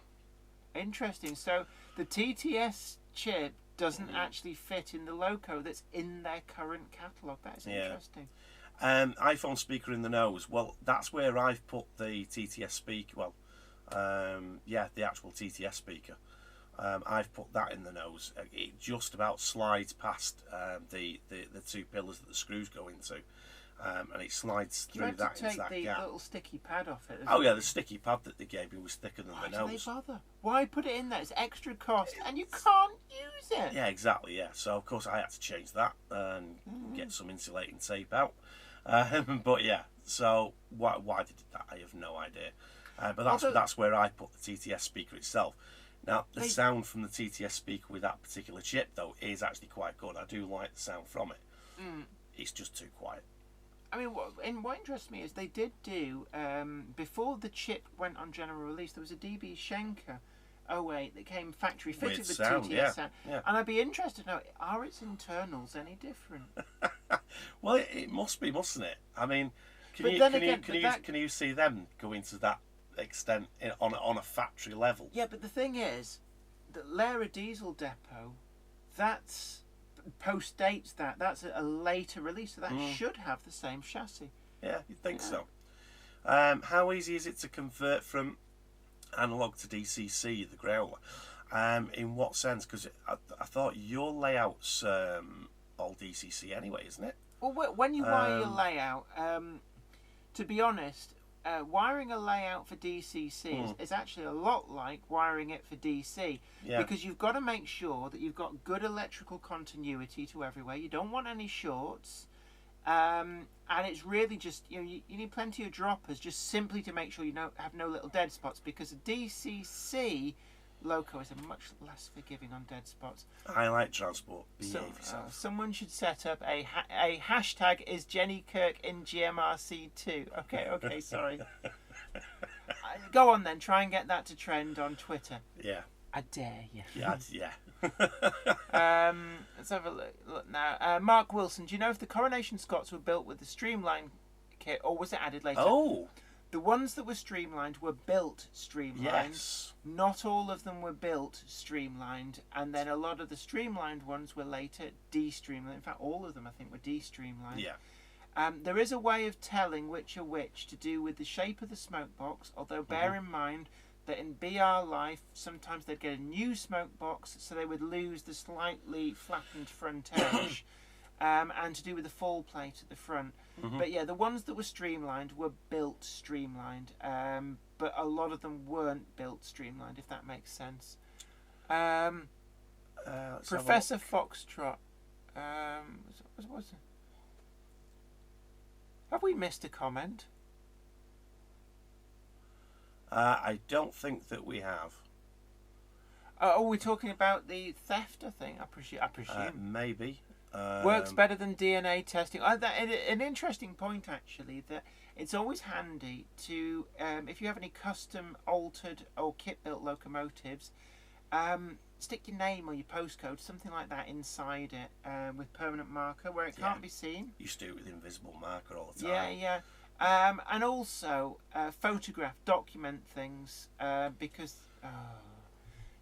Oh dearie, dearie me. Yeah, I had a feeling that. We thought that was coming, but but also you can get the little microdots. They sell them for stuff like motorbikes. They're like in a glue, microdot with glue, and it's unique. And you just you kind of dab some of that inside all of your stuff, and then when it's recovered, it makes it identifiable as yours. Because what the police officers told me was that they have so much stuff that they've recovered from scrotes that they can't identify who it belongs to. Yeah, which is not surprising, really. And that's probably one of the biggest problems. So it's about having your stock identifiable. And in my case, it was actually, funny enough, Dick Hardy that was what people recognised, because I was able to describe minor imperfections, pro-weathering, things like that made my locomotive stand out from the crowd, and that got them recognised and got them returned to me. The growler, Blackwood, is analog. I would never have twigged that, actually, looking at your layout. I mean, it's an absolute fantastic layout. It really is. So yeah, it's Engage, which I don't normally touch Engage. It's analog. I don't normally do analog. But I'll tell you what, though, I'll swap your layout for mine any day. Mine's half built and nothing but trouble. Oh, Gary Cox. I have an earlier 08 with 4-pin DCC controller. Conversion was simple for TTS. More room inside. 4-pin DCC controller. Yeah. I mean, I've hardwired the earlier Bachmann Class 8s with using the Hornby 4-pin chip hardwired to them. I find that actually really easy to do. Easier than fitting an 8-pin chip in there, because you don't have lights or anything or other functions. That's true, yeah. And the 4-pin Hornby chips, they're actually, I think they're for the Sentinels and the Peckett W4s, are actually, for 12 quid, they're a doddle to hardwire in. And because you've only got four pins, you don't end up with a big mass of wires. You're wondering, like, well, what do I do with these? Stuff them in. So a little tip for you. Bachmann Class 8's hardwire with the Hornby 4-pin chip, and it works really well. Yeah. Which is one of the reasons I keep buying lots of 4-pin Hornby chips.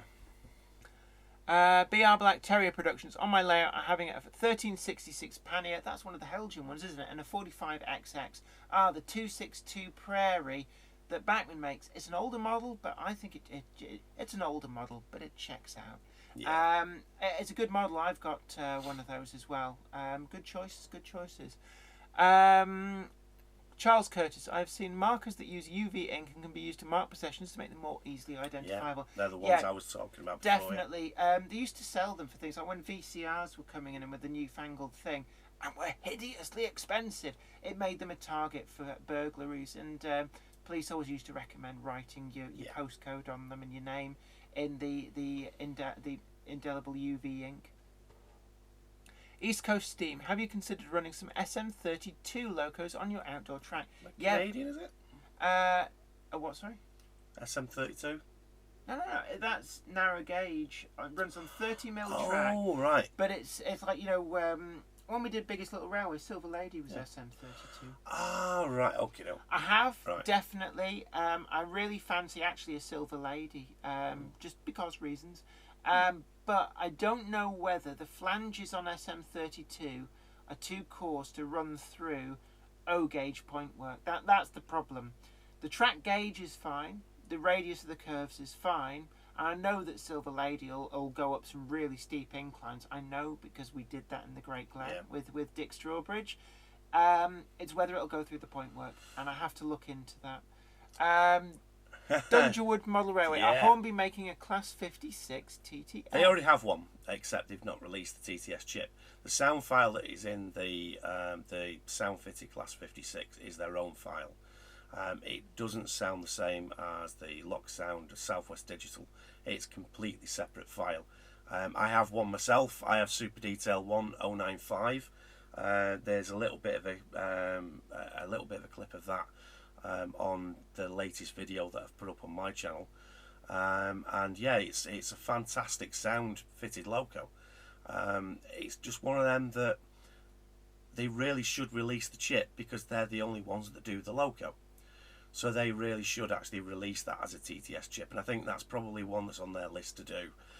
Well, historically, when they've brought out a factory sound fitted loco in their range, a TTS chip is usually hot on its heels. We've seen that with the Class 8. Yeah. We've seen that with the J36. They've now announced that a TTS chip will now be available separately. Yeah. But, you know, I've got moored upstairs. I mean, let's face it, you've got the 47, the 20, the 37, you know, the 40. the 40, yeah. Although if they're going to drop any of them, I would expect them to drop the Class 40. If they're making money off the chip sales, why wouldn't they? Because they're kind of making money on the chip sales basically to feed Batman. That's kind of the thing, because nobody really goes out of their way to buy a railroad, basically Lima Class 40. Right. There's nothing particularly wrong with the model, but if they were to actually retool the 40, is there a big enough market that No. they could go head to head? No. Although essentially Bachmann have flooded the market. Yeah. You'd buy about 8 of them. Well, I have one and I want more. I completely agree. They really do need to bring out more of them in original condition.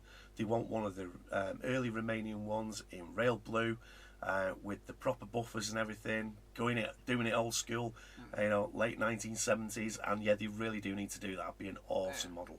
Right, East Coast Steam and Graph B, yeah, talking about the SM32. So the flanges can hit the chairs on Pico O-gauge track. Right.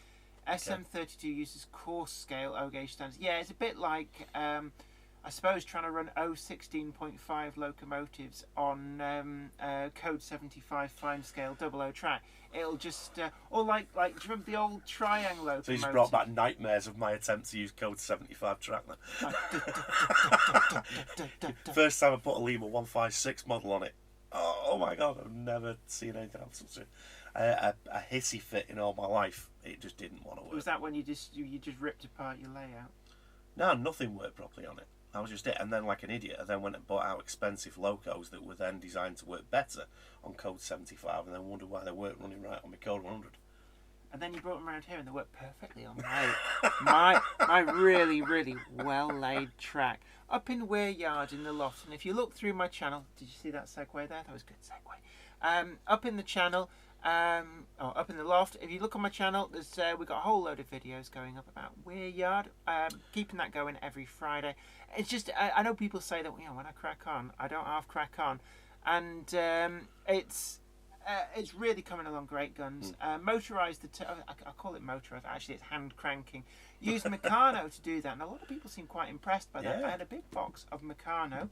You remember the Meccano bridge that I used in the garden? Well, I still had a lot more Meccano besides that, including gears and stuff, and I made use of that to allow me to just crank the turntable round, and it's actually working reasonably well now after a couple of little repairs were needed, because I managed to pull the shaft out of the gubbins in the middle of the turntable, because basically the torque just twisted it free because I didn't have it all the way in.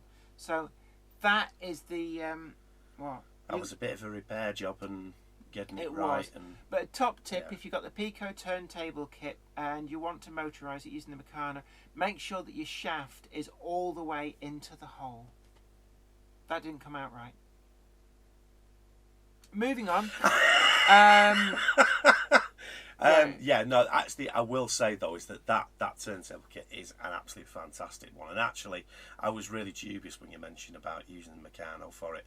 I've seen a few people use them for different things. One for a big swing bridge and things like that, but for something that small and that light, The I trick was is- worried it was going to just go spinning round like- like mad, But No, actually, it's gearing. Yeah, it really is superb. I like it. I worked So, out. I mean, because it's the gear chain on it. I do show it actually on there's one of my videos, how I motorised my turntable building the loft layout, which I think is my most recent last Friday's video.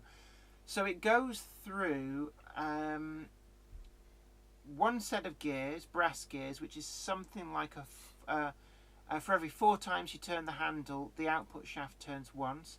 That goes to another set of brass gears, which for every 3 times the input shaft turns, the output shaft turns once, which turns a gear, which turns a really big gear. So I think that for every 1 rotation of the big gear, you need something like 30, it might even be 20 to 30 rotations to the input shaft. And then that goes to every 4 times that the input shaft turns, the output shaft turns once. So if you work that out, that's the gear reduction. But you have to really crank it quite fast. But it makes and the movement really smooth, though, doesn't it? Smoothly Yeah. round. And that's the trick. The lower geared it is, the better. Hi to Dave's Trains and Flymo Chairman. I think we forgot to say hello to you, mate. I do apologise. Like I said before, unfortunately, the comments do come in thick and Yeah. fast and tend to zip off the top whilst Yeah. we're gassing away. But I get told off if I don't plug the super chat. I get told by the authorities that there's like, you should plug that. Super chat is available. You don't have to do it. I know that there's another YouTube channel that spends all its time on live streams trying to go, gimme money, gimme. And to be honest with you, don't. Yeah. But if you do, then your comment gets noticed by us because it kind of goes ding, and it's there and it's coloured and it sticks Yeah. around for a bit. Good evening to you, Philip Page. And was it Mark Wilson? Matt Wilson. Do you know why the Blue Pullman did not have a section preserved, and why is there only one HST prototype power car in existence? What happened to the other? And you know more about this. I do actually. Blue Pullman, Midland Pullman, not preserved because stripped for spares. Spares for what? Yeah, I'll have to look into that and let you know. Actually, I did hear the full story of Who it. made them? Metro Camel. I think they were Metcam, yeah. I did hear the full story on this, but actually, more or less all of the parts were earmarked for something. And as far as the HST prototype, kind of lucky really that one of them is preserved, because the pair of them were dumped together, and they were both stripped for spares for the for the main fleet of the main HST power cars of 002 to 198.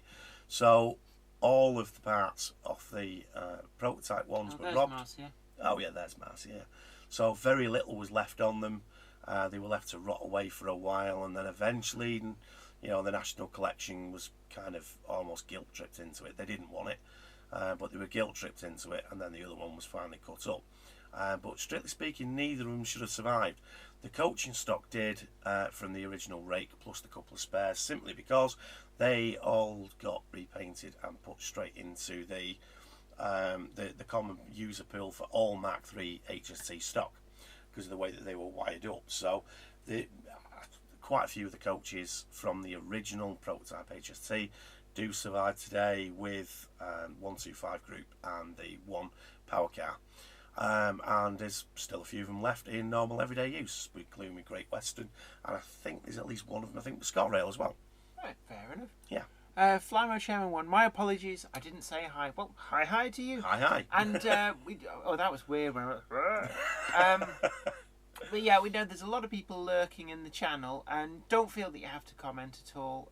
Don't worry about it. In fact, I'm going to risk the let's see, does it tell us? Apparently at the moment we have 71 people watching. That's good. Yeah, 71 people It's watching. always weird watching it in delay. Yeah, we get quite a delay there. That is weird. Oh, 71 people are watching at the moment. So hello to you all. Yes. I'll turn that. It's something as well. I worked as a researcher for a journalist. At the same time I was working as a broadcast assistant in radio many moons ago. And the journalist that I worked for used to do an awful lot of stuff for BBC News 24. And what they did with those was they had what they called the TARDIS down at Manchester Oxford Road, which was a remote operated camera, and you sat in front of it and it had all the monitors. You could see yourself, and you could see the broadcast feed with the people in the studio at the other end, and you just sat there and did the interviews live to London. But if you looked at the live feed, it was on something like a 3-second delay, and you must never watch that whilst you're answering, because you become an incoherent buffoon. Yeah. Because your brain just goes mental. Oh yes, sorry, you did ask about the Terrier. I did briefly. Oh, didn't you say that you would actually get the Hornby one? Did you say? I'm tempted by both actually. Yeah. The Terriers, but as I said in my review, the Rails one's got the edge. It feels like a lot more care and attention has gone into the Rails one, whereas the Hornby one, it's good, don't get me wrong, but it feels like they rushed it to beat Rails to the market. It does feel a little bit like that. So I really quite fancy Stepney. I believe both of them are doing Stepney. Oh, okay. But I may well end up getting the Hornby one simply on cost grounds, because at the moment I'm skint. That I Like Transport. Is the certain Gimme Money channel by any chance Sam's Trains? By the way, he does say you don't have to, but yeah, it is annoying. Yeah, I couldn't possibly comment. Hi to Tony Britton. We're getting it. Grandad Choo Choo. Hi to you. Linnet12DD. Oh. Logan Clary. My delay is mad. Anthony Lee Dickinson. Hi, how's things? Pretty good, actually. Doing? We're having a good sesh here. Yeah. It's getting warm in here, but it always does. It's a small room. There's two of us, and you're starting to glisten a bit. I'm a glistening already. Yeah. See, that's another reason you see why I've gone for that hairdo. Yeah, that is. I really, come on, everybody! If you see Brian at shows, and because you do like rail tours. I do. If you rail see tours him, and galas and you things have like my that. permission to do. I mean, I'm not. Your permission? Yeah, maybe your partner should. Yeah. give you permission. They will probably go. We're for not listening. actually an item. No. Let's just clear that up. We're not actually an item. We're just mates. No. Both of our partners are both downstairs at the moment. Yeah. Yeah. So just thought we'd clear that one up. But yeah, no. You have my permission to do this. If he goes like, "Hey, what you doing, random stranger?" You go, "Well, Jenny said it was all right." So Paul Harvey, hi Jen and all. James Friery. Good evening from a rainy Europe. Yeah, it's been chucking it down here on and off all day. We're still in Europe, despite what people might think. Yeah. It just it keeps going, doesn't it? We're on our way. We're on our way out. I promise. Eventually. Yeah, right. We said that last time, and the time before that, and the time before. But we're not going to get into politics. No, we don't do religion or politics. No. I believe that makes for a very harmonious Monday Club live stream. Exactly. Yes. Yeah, it does. So I want people's opinion on the upcoming Akascale Mark V TPE coaches, and of course the Caledonian Sleeper ones as well. What do people think from a modern image point of view? Obviously it's not going to be for everybody. You need to have quite a ultra modern image kind of thing going on. Of course we do kittens. Kittens? Who doesn't? Yeah. You keep. Oh yeah, we do kittens. Yeah, don't need to worry about that. I put my page up as well at some point. I've got to plug my page at least once an evening on a Monday. The Akascale Mark V's. I will definitely be getting them, and I think that they are priced fantastically well. And if anybody is by any chance, hooked in there with the company and knows what kind of detail we can expect, let me know.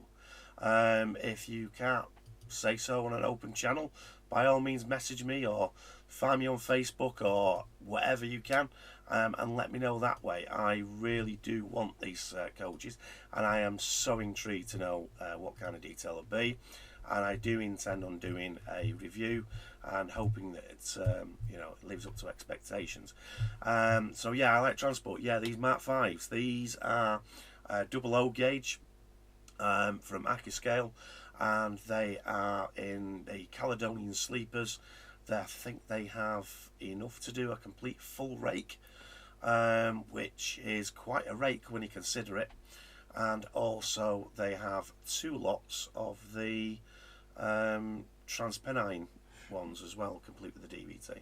Right, I think we've had our quotient of cute now, so we'll put you back on the screen. Yeah, go for it. Yeah, we've had cute. Let's get Brian back. There you go. Yeah.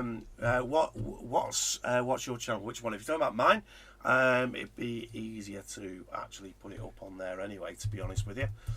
And it is Brian. There we go. First one down. There we go. And that's mine. That's my ugly mug. And that's me. And yeah, there's. Yeah, hold on. Let me put it on screen. There we go. Yeah. Yeah. Oh, there you go. Yeah. So yeah, that's me. Oh, for There's. some reason, it's unsubscribed me. Weird. So yeah. So there's a few videos on there. It's still a fairly new channel and everything. Yeah. So please do subscribe and help that along. I don't earn any money off mine. I don't do any of that palaver. That's not for me. For me personally, it's just a social thing. I'll leave that kind of thing up to my best ear. Hey, well, yeah. So here we are. We've got. Oh no. If I do it like that, then it doesn't ruin the thing. Yeah. So this is on my layout. This is a while ago now. So this is one of your videos. This is last week. Is it last week? This is last week's one. God, this is the latest one. Yeah, last Monday. Yeah, so you getting to see a few angles there, and also my rake of TTAs there, everybody. Yeah, and that's my limited edition 37411. Can I just say, an awful lot of these tankers are limited edition as well. Just thought I'd put that out there. Ooh. Yeah, last two, there's a Model Zone Charrington's Fuel Wagon, and a Hereford Model Centre Shell BP TTA. Yeah. There we go. And yeah, Diffan, I am definitely coming down for the Valleys 37s. They've not started yet, I believe. I know that they're down there at the moment doing the testing and things like that. And for those who asked, by the way, the video you can see in the background now is my TTS 56. What you'll see on my channel. So yeah, the sound is amazing. It's really, really loud. Yeah. So like I said, that is Hornby's own chip. So yeah. Thank you very much for that, Gary. There you are. Much That's given him the opportunity to. Oh, what am I doing? Hold on. I'm showing. There we go. Yeah. We're there somewhere. I'm showing. Cheers for that, Dave. I almost accidentally showed you a picture of yourselves on an 8-second delay. That would have become like weird. We'd have all turned to that like opening credits of Doctor Who. Luckily, the other tab was in the way, so that's fine. So yeah, the thing is that why it works so well with us two is because you know the different eras that we model and things like that, and we have a lot of banter between us all the time about steam versus diesel, and I like that grey area between the two of us of rail blue that we both like. Yeah, Tony Britton, agree with you about religion. I'm an atheist. Thank God. Nice. Oh, BR Black Terrier Productions. Have you seen an Andrew Barclay in real life? Yeah, quite a few actually. They're fairly ubiquitous at a lot of preserved lines. Yeah. But I've got up close and personal with one. There was one at Nantmore Quarry in a very derelict condition, waiting to be shipped out on a road low loader. And when I did a visit to the site, it was one of my Jennycam videos a little while ago, probably about a year ago now. I believe I got some footage of it. It was one of a pair. I can't remember. It was the one that had donated the good parts to the restoring of another, and it had become pretty much no more than a gate guardian. Which one out of the BR Shunters is Andrew Barclay? It's not a bit. No. Andrew I'm presuming like the Andrew Barclay like Hattons have made a model of his little steam shunter. Yeah, I know. I'm just wondering which ones out of the BR Shunters was an Andrew Barclay.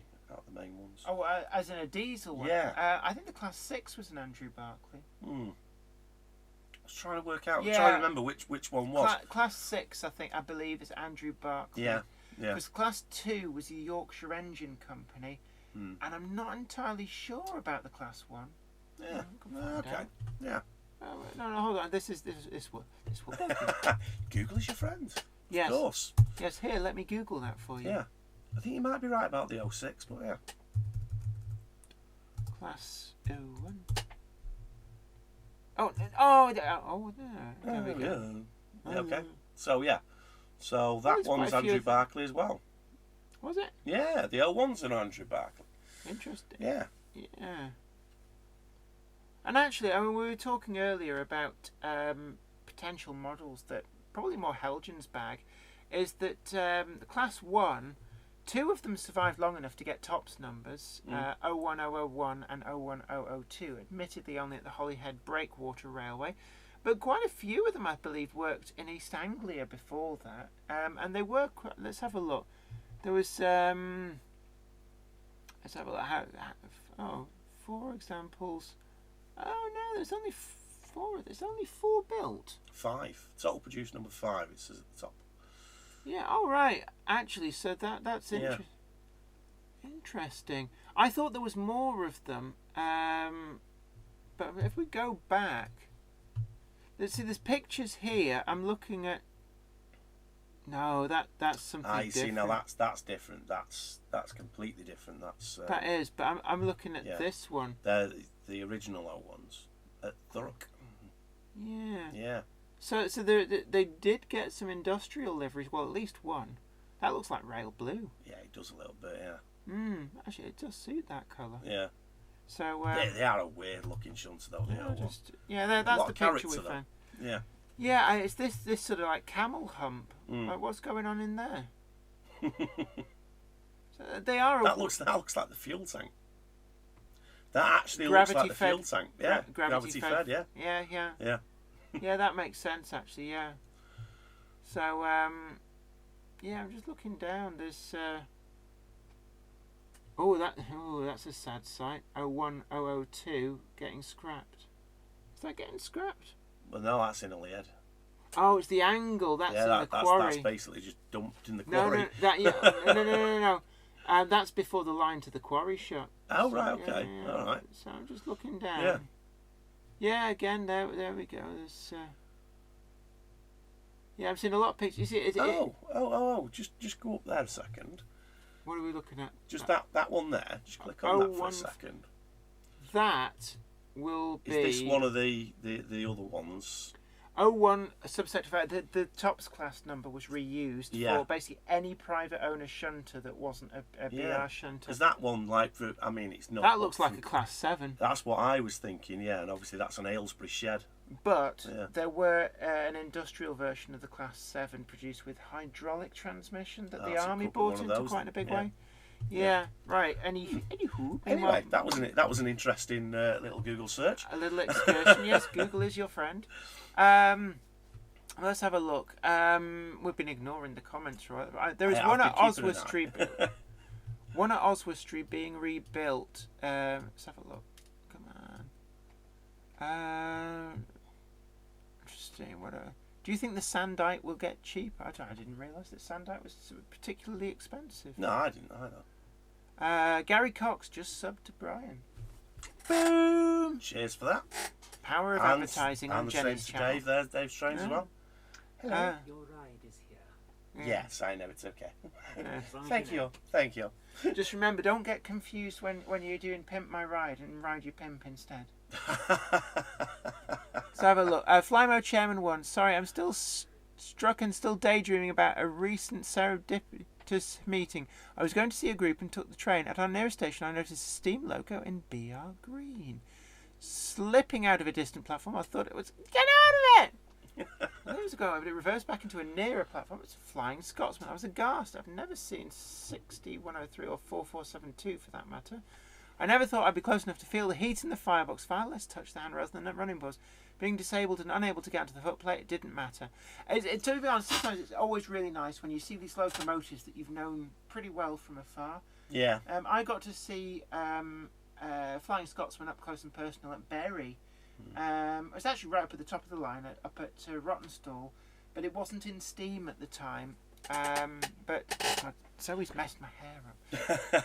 Well, I mean, my early memories of Flying Scotsman, I'm not really a steam buff in the slightest, but having said that, when I was a kid, it's a steam loco that my dad, he's really fond of Flying Scotsman, and staying his place in Yorkshire at Hellifield, because he was a signalman at Settle Junction, Dave's Railway films, a lot of people know of him.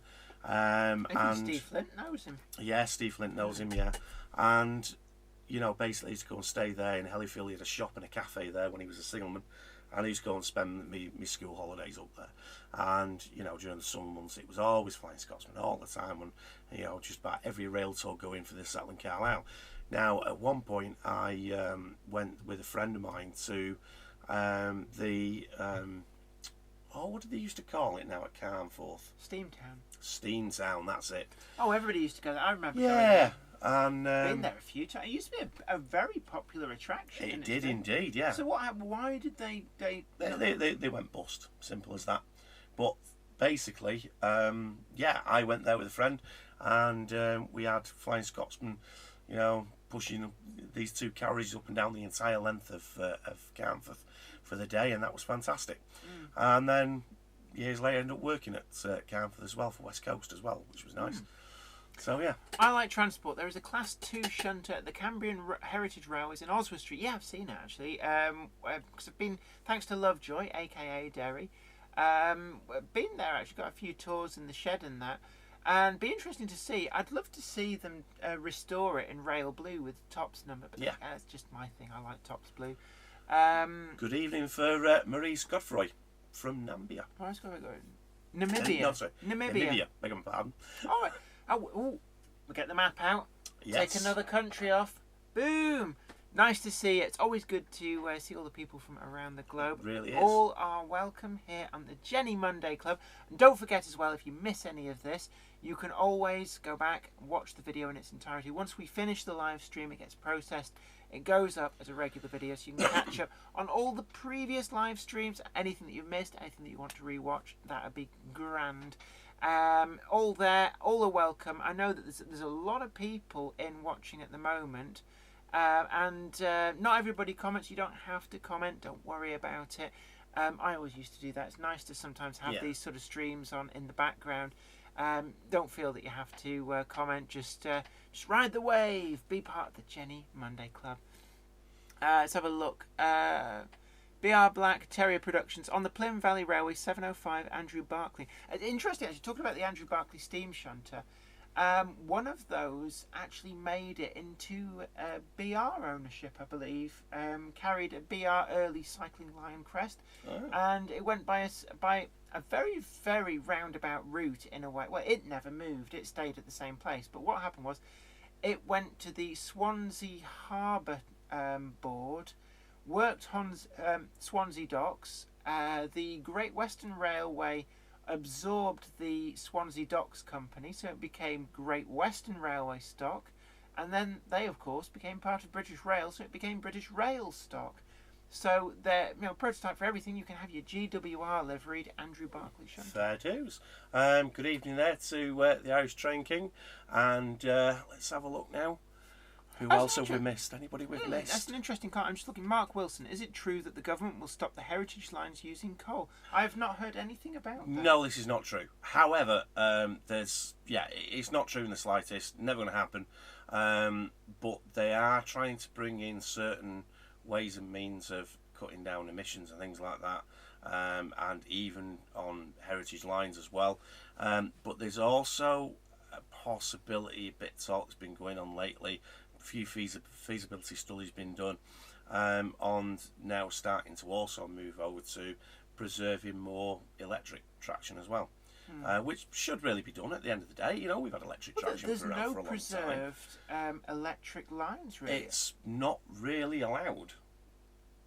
Yeah, it's the safety case and things like that. I would like to see the Ardingly line at Bluebell rebuilt as Third Rail Electric, and be able to then run a lot of the preserved Third Rail Electric stuff, because it's not just the EMUs. When you think about it, there's also Class 73s, but also there's a surviving Class 71 which would be able to use it as well. So I think that would be a great thing, and I don't see how an electrified line, a preserved line, would be any more dangerous than an electrified line on the main line. Completely agree. And there's lots of different places that could really do with it, I'll be honest with you. I mean, there's the odd rumour every now and again about the East Lancs getting overhead wires so that the Metrolink can operate a service, and basically they would operate the service Monday to Friday, only along the route, and then Preserve Railway would then run at weekends. But I don't think that's ever going to happen for the East Lancs. I think that the Metrolink services themselves, I don't think Metrolink themselves would allow them to take over the service of an entire weekend, every weekend. I don't think that's going to happen. However, on other lines, I can see that being a possibility. We have preserved electrics now. We have the 89 from the AC local group is currently getting fully restored, and I am praying it goes back on the main line. It's beautiful loco. I do have I do have a bit of a thing for that loco. Even though it's made by Brush, and most things made by Brush I don't really like. I'm an English Electric fan myself. But and obviously them two in competition for so long, and It's English weird. Electric going It's like- bust and Brush not doing.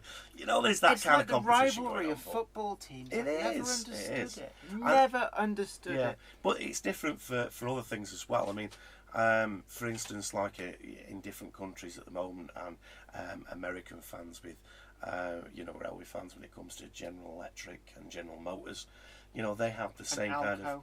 yeah, that kind of thing as well.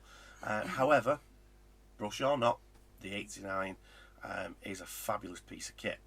Now, I'm hoping that's going back on the main line now that it's been done up. But also, it would be nice if there was actually somewhere where it could be run on a preserve line. So I'm hoping that happens. As far as coal for steam trains goes, They probably get rid of the horrible, nasty coal that Yeah. produces your yellow sulphurous fumes, I can which really, is not good for your boiler No. tubes either. I'll be honest, it's a two-way street. What they actually need is a source of good, high-quality Welsh steam coal. Although apparently the locomotives from other railway companies didn't work so well on it because they were designed to run on the slightly I'm rubbish. well, no, they were designed to run on the stuff from the Yorkshire coalfields that was different type of coal. Yeah. Oh God, there's a lot of comments coming. in. Yeah.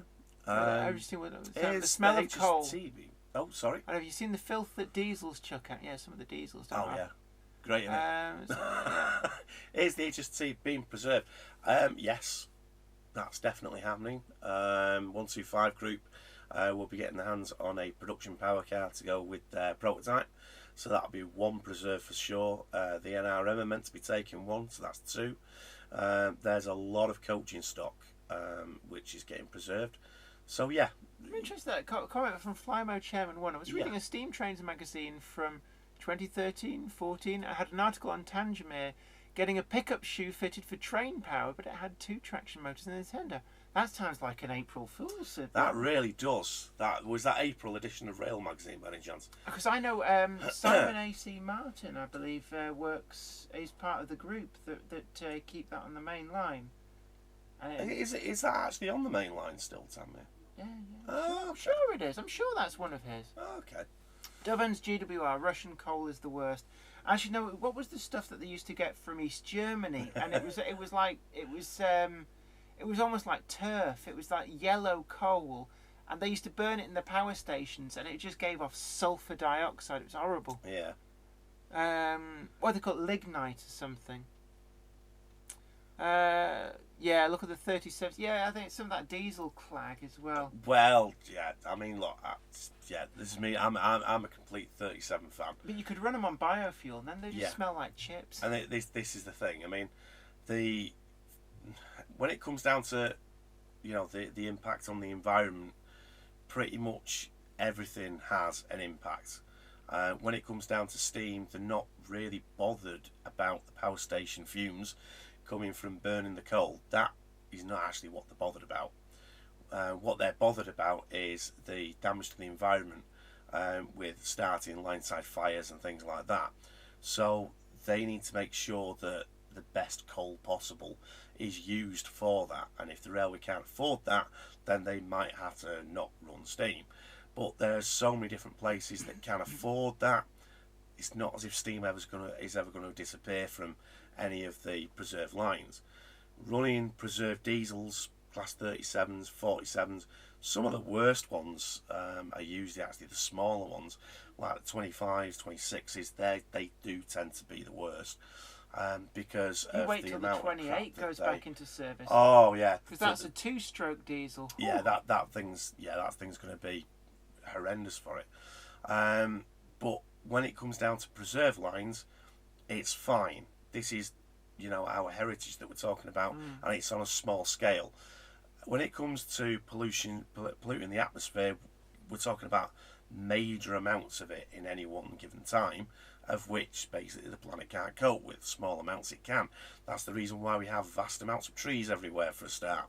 You know, that does filter out the majority of it. And I'm not going to get into an argument over climate change, but if you do your own work, believe it or not, but on a preserved railway level, it's not really an issue. It's negligible. It really is. Yeah, when you compare to the amount of pollution that's coming off the M1 every single rush hour, it's nothing. So it's like a gnat having a fart. The issue, I mean, we're joking about the you know, the smoke that comes off a steam train, but actually it's nothing to do with that. It's actually down to who's responsible for the possibility of line-side fires being started and things like that. If you've been watching the programme on Channel 5, is it? With the Channel 5, Channel 4, the one on the North Yorkshire Moors.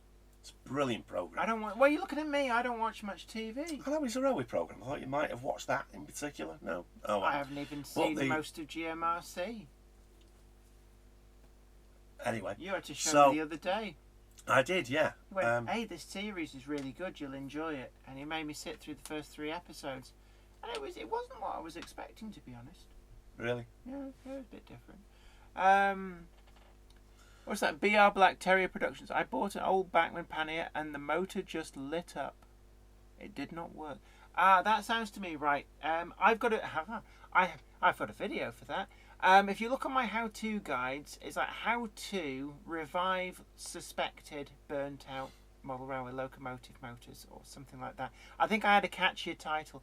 But what you need is some electrical contact cleaner and have a go at cleaning out the commutator and the brushes. What you may find is that there's a build-up of carbon and other such junk that's effectively shorting it out. And that would certainly produce a lot of smoke as well. So don't try and run it, just try and get that cleaned out. Electrical contact cleaner is probably the best stuff to use for that. If you have a look at that video on my channel, along with all the other really helpful how-to guides, plug, then certainly there's every possibility you can revive that. If not, Bachmann do replacement parts. You have to pay for them, but they are pretty good with the spare parts. Yeah. What else have we got? Yeah, Tony, it really is a good programme, that on the North Yorkshire Moors. It really is. I've watched a couple episodes of it before I came here today. And I was really impressed with that. I haven't seen the previous series though. I need to try and find that from somewhere. It's not on catch up at the moment on Sky, so I'm going to need to dig it out somewhere. Maybe it's on YouTube. I'm not sure. I'll have a quick look for it. Well, we've got 89 people watching it. It's pretty good. It's really good to have you all on board. And I have to say, don't forget to tell your friends. It's proven very popular, this Jenny Monday Club. Like I said, we've got some personalised merchandise that we're going to be putting out there, that anybody who wants their own Jenny Monday Club personalised coffee mug, they are in the pipeline. No obligation to buy, of course, but I'll be getting one. And do we know who I Like Transport? Do we know who it is personally? I don't know. See, that's the thing with internet handles. Yeah, I mean, exactly. For many years, I went by the internet handle of Bagpuss667, and you know. Because I mean, we've got these secret projects on the go and things like that. And he just we have, and he just seems to bait us all the time, thinking it's that, and it's. I don't know. Is he with his hashtag? It is Jenny Kirk in GMRC. Yeah. Maybe we need our own hashtag of hashtag is I Like Transport in GMRC. I think that's what it's about. Yeah, Are you? Don't forget, of course, we're away next week. There's not a live show next week, and there's possibly there will be the week after. Possibly, yeah. I don't. On an unrelated note, have you ever been to Fawley Hill Railway? No, I haven't actually. It's invitation only. Yeah. Do you want an invite? Yeah. Okay, I'll have to speak to the estate of Concrete Bob, see if I can get you a tour. Sounds good. Yeah. Gary Cox could do with a new pint-sized coffee cup. You like coffee. I Like Transport. No, I'm not in GMRC 2. Were you in GMRC 1 by any chance? You seem very obsessed with this TV programme. Yeah. Were you in the first series by any chance? Lone Wolf 777, love the Star Wars shirt. Too bad Disney bought the rights and made it start to suck. Although, I don't know. I don't know. Can I just say? Yeah. Go on. I know.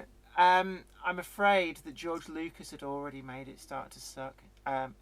Episode 1, Episode 2, and an extra Episode 3. But one thing in Disney's favour, Rogue One. Rogue One was an amazing film. But hey. Anyway, we're not here to talk about Star Wars. We're here on the Jenny Monday Club to talk trains. Because of the fact that I'm wearing the T-shirt and because the subject's come up, I'm going to have to voice an opinion here.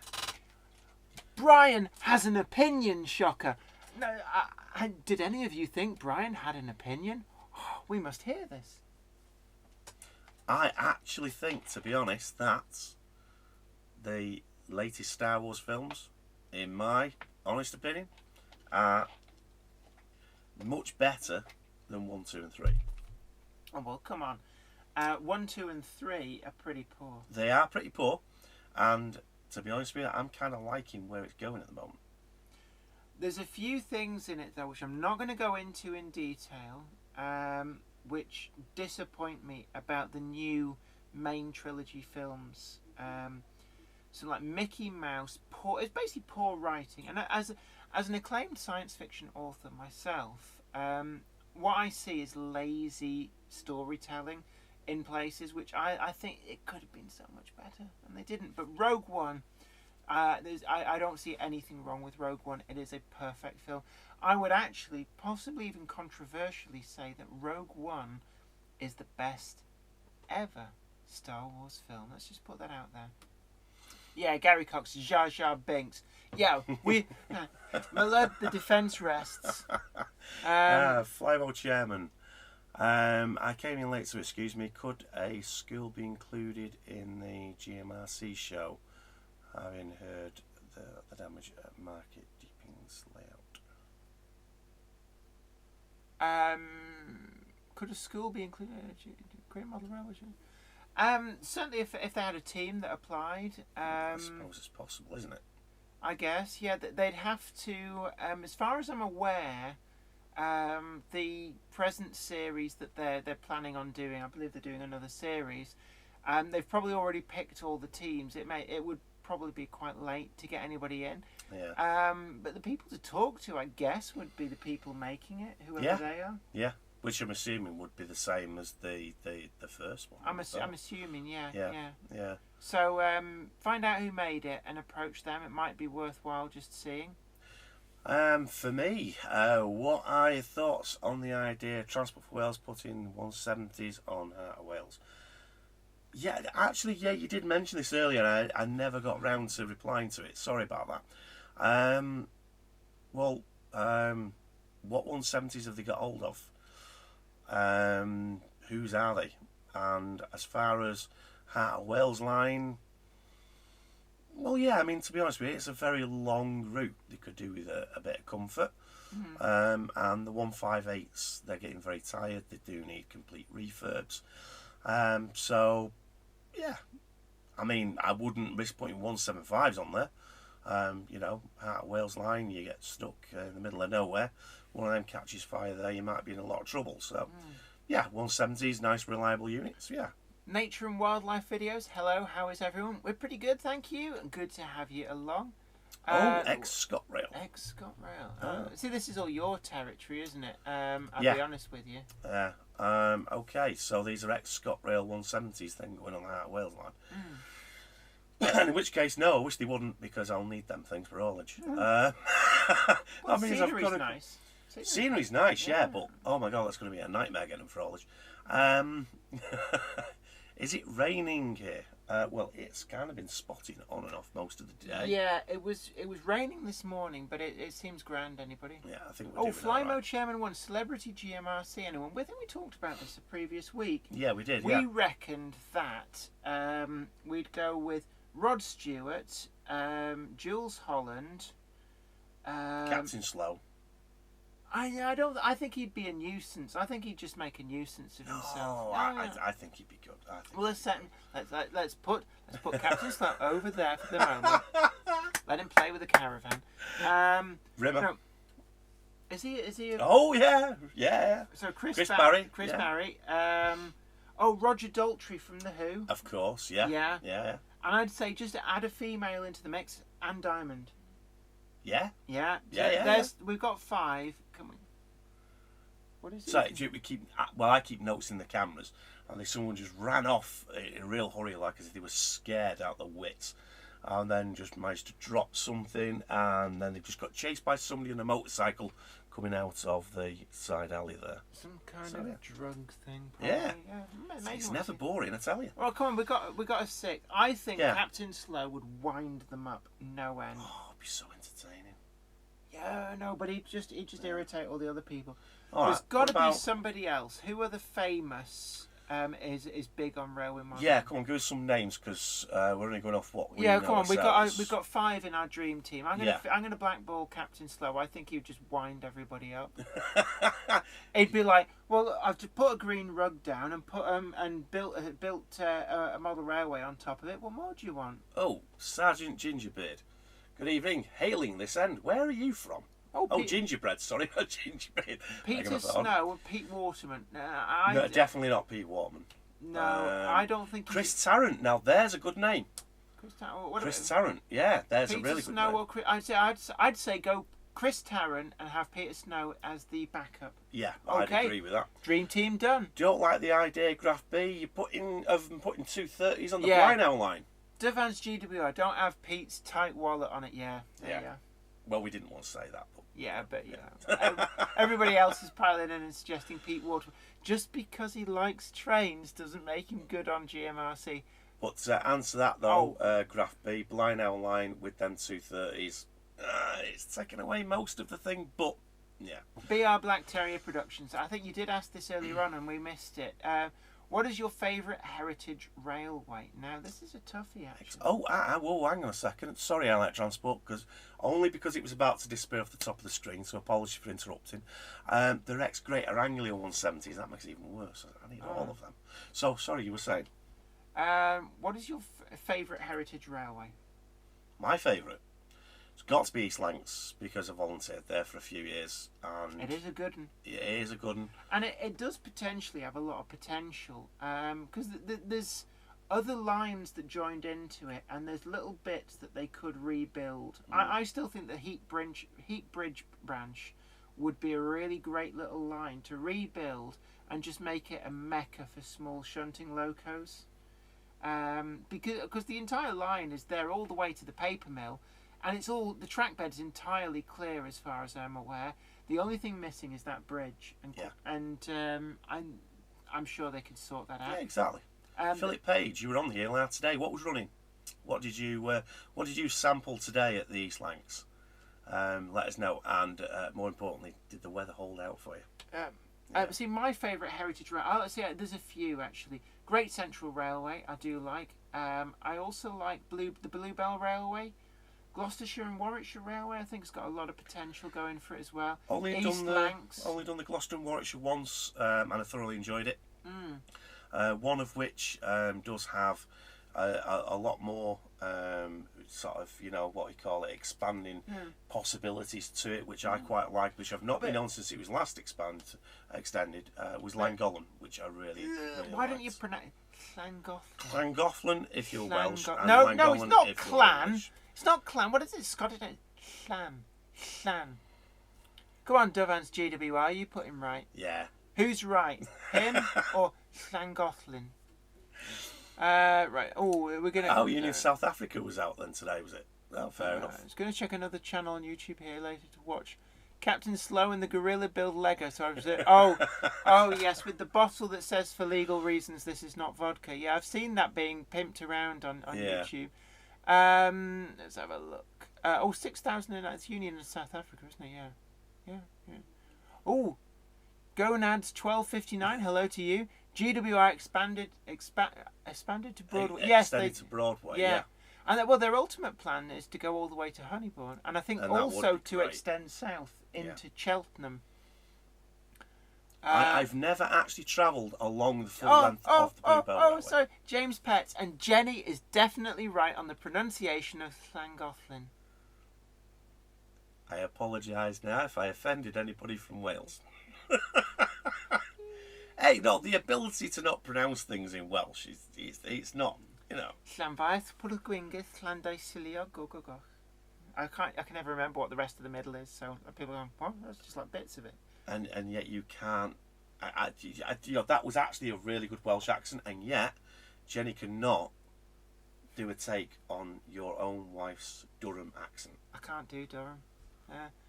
Yeah, Michael Palin. Yeah, the one from Monty Python's Flying Circus. Yeah, I can see Michael Palin being good at that, definitely. Modelling. No, I've never seen him do model making. He's very knowledgeable of the travel. He'd be able to say, yes, well, this is accurate for a South African Railways garage back in 1959. But I'm not sure about the modelling. You see, I think that our dream team that we picked, I can't even remember what half of them were. I think they'd be good modellers because they're then all known to have their own model railway, build their own model railway. And that, for me, is the key. I like Transport for Brian and Graph B. I really like the idea of 230s going on Conway Valley Line. It's a contentious thing, this, because nobody really wants these 230s, really, because of the fact that, you know, it's reusing tube stock. They've been kind of, you know, repurposed in kind of one of the most cheapest, nastiest ways possible. However, there's something that people keep forgetting, is that these 230s, they are still British-built stock that has kept, you know, jobs in this country going through the build that's happened and the rebuild and things like that, rather than yet another new class of whatever going to for foreign industry. And for the British railway industry, is really important that we keep that going. And I think, therefore, just for that purpose, until they have been proven to be the pile of rubbish that they do appear to be, until that happens, give them the benefit of the doubt. Try them out. You never know. Might grow on you. BR Black Terrier Productions. Have you ever been to the South Devon Railway? Oh, many times when I was a kid. Many times. Not one I've ever done. I've done the, is it Dartmouth and Paignton? Yeah, Dartmoor and Paignton. Yeah, that one's a fantastic one as well. Yeah. But I'll be honest, down there, I'm trying to think. I can't think of any railways down that neck of the woods that I've been on. The Dobwell's miniature railway. I think we're going to have to round this up because apparently your ride wants to go home. So you're going to... Fair enough. You're going to ride your pimp. Sorry, pimp your ride. Yeah. Let's round this up. So, it's been really great having you all along here. It's been another great Monday Club live stream. Don't forget that you can watch this video again. It'll go up onto YouTube as a complete video, and you can also look back through all of the previous live streams and all the other videos.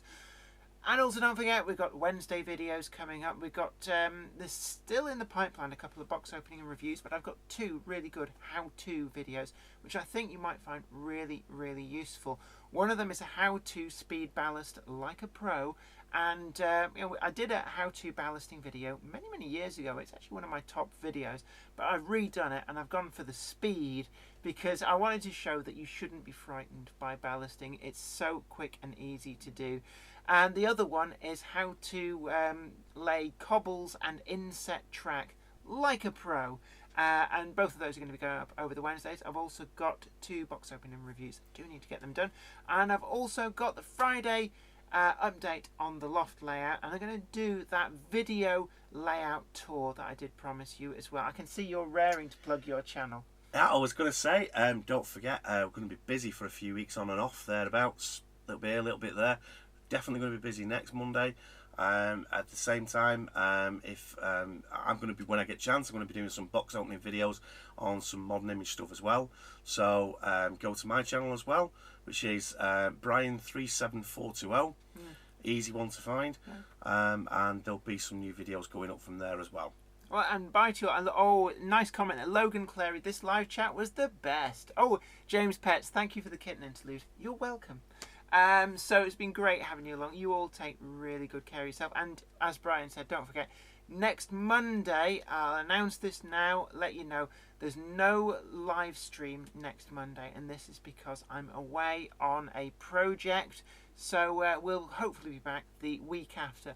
There is a video for next Monday, so there will still be a video goes up, but it won't be a live stream. But until next time, you take really good care of yourself. This is me, Jenny Kirk, and I'm Brian.